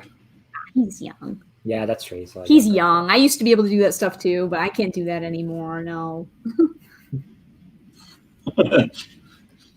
He's young, and sometimes financial motivation there, and I think with not working at the moment, and that can help get you across the line. But he also did it in a really smart way too. I mean, because he doesn't show himself on camera pretty much any time. It's really easy to have a whole bunch of guests on and things like that. But again, it's the sort of thing where he's been doing it for a while. I think he definitely nodded off a few times. He was definitely like just not there, and then all of a sudden he came back. He was like, "No, I was just taking a quick shower." But I'm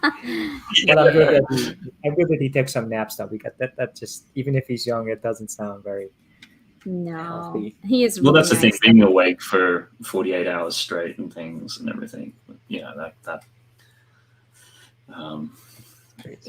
That's still gonna not be fantastic for your body. That's true. Exactly. Hi, Mr. Blueberry Toys. He says hello. He did? He said it already, right? Yeah. I'll take it to you as well. Yeah. So I guess, you've kind of been doing it, but is there any other sort of streams or programs or what's coming up on your channel for the next week or so? I really need to make some more video content, so I wanted to do that yesterday or today, but my cat, I've been like looking after her, but she seems to be doing a little bit better, knock on wood. So hopefully I'll be able to film some stuff. Maybe even tomorrow I can film a few things and then get editing on some stuff. I definitely want to do a city update because we don't really have a city yet, but I would like to show people a little bit more about what we're planning to do and like the scope of the room that I'm working with and stuff like that. Oh, cool. Yeah, no, definitely. That'd be good to see because I saw, I think you'd seen as well, Plastic Architect, even what she'd gone through and just done a bit of drawing on what she's thinking of doing and things like that. Like I think seeing some of that initial gestation stuff is actually really quite interesting. Yeah, it is kind of cool, and it's neat to see people kind of like play around with ideas and then watch them come together because we've definitely seen that on other people's channels, and I find that to be very inspiring and interesting as well. I mean, it's not going to be like crazy overhaul stuff, but even small stuff is just kind of interesting to see how people optimize space and how they arrange things. So that's definitely I made some ideas. Definitely something I want to do. That's just me looking at IKEA, right? Maybe somebody else can look at it and it's like, no, you should do it like this, and it will be so much better. Yeah, exactly. And other than that, we're still just doing our live streams. So Mondays, Thursdays, and Saturdays. Yeah, definitely. I would imagine most people out there know of Sarah, or have seen some of her streams, but always great to go along. I try to always pop in, at least for a little bit. It's always doing something really interesting and always have a good, happy energy. So if you're sort of like, oh, I just need a nice little pick-me-up for the week or whatever, just pop on and get some energy. It's always good. Yeah, I really like doing it. Like, it's kind of a weird thing because it's like something you have to remember to and stuff like that to take care of. You're like, oh yeah, I have to live stream tomorrow. But then when you do it, it's like so much fun, and I always feel really happy. It's also really nice to have something that's actually like a stable schedule in my life, which is kind of weird. But since I don't have a job or school or kids to like need to go places at certain times, that's sort of like my schedule, you know. It regulates my life. I have a bunch of other ideas for videos too, but I have to actually make some stuff. Yeah, do you find that you, with your sort of videos or process or things like that you actually shoot a lot of video and never quite get around to making some, or do you use the opposite way? It's sort of like you only shoot video if you have something in mind? It's kind of a combination, I guess. When I used to do YouTube stuff before, it was not the same as it is now. And so I would just make a video I wanted to make in that moment and upload it. Now, I think it's better if you do filming. Like, if you can do more than one video, if you can do 3 in a day that you're doing it, that's better to film as much as you can when you can film and then edit it all like on a day-to-day basis. I find that to be much better, but there isn't really a lot of stuff that I've filmed that I haven't used because I don't just randomly grab the camera very often. I kind of have a specific idea about like what I want to do. I'm a little bit more like that. I see so much stuff and ideas around. If Sarah's just like grab the camera, start filming it, like even this minifigure bin, you could just be like opening it. But you wanted to do it your way, a little bit more prepared. Well, yeah, and I also don't want to just film too much stuff all at one time. Yeah. But I think it's, you know, there's a certain priority scale that I have too. So I have notes on my phone about what I want to do, and there's only one thing that I've filmed so far that I haven't really used, and that's some shorts footage that I made a while ago when we were doing the Mario shorts. We recorded some things that I didn't use yet, but I think I can still make it into something if I finish it.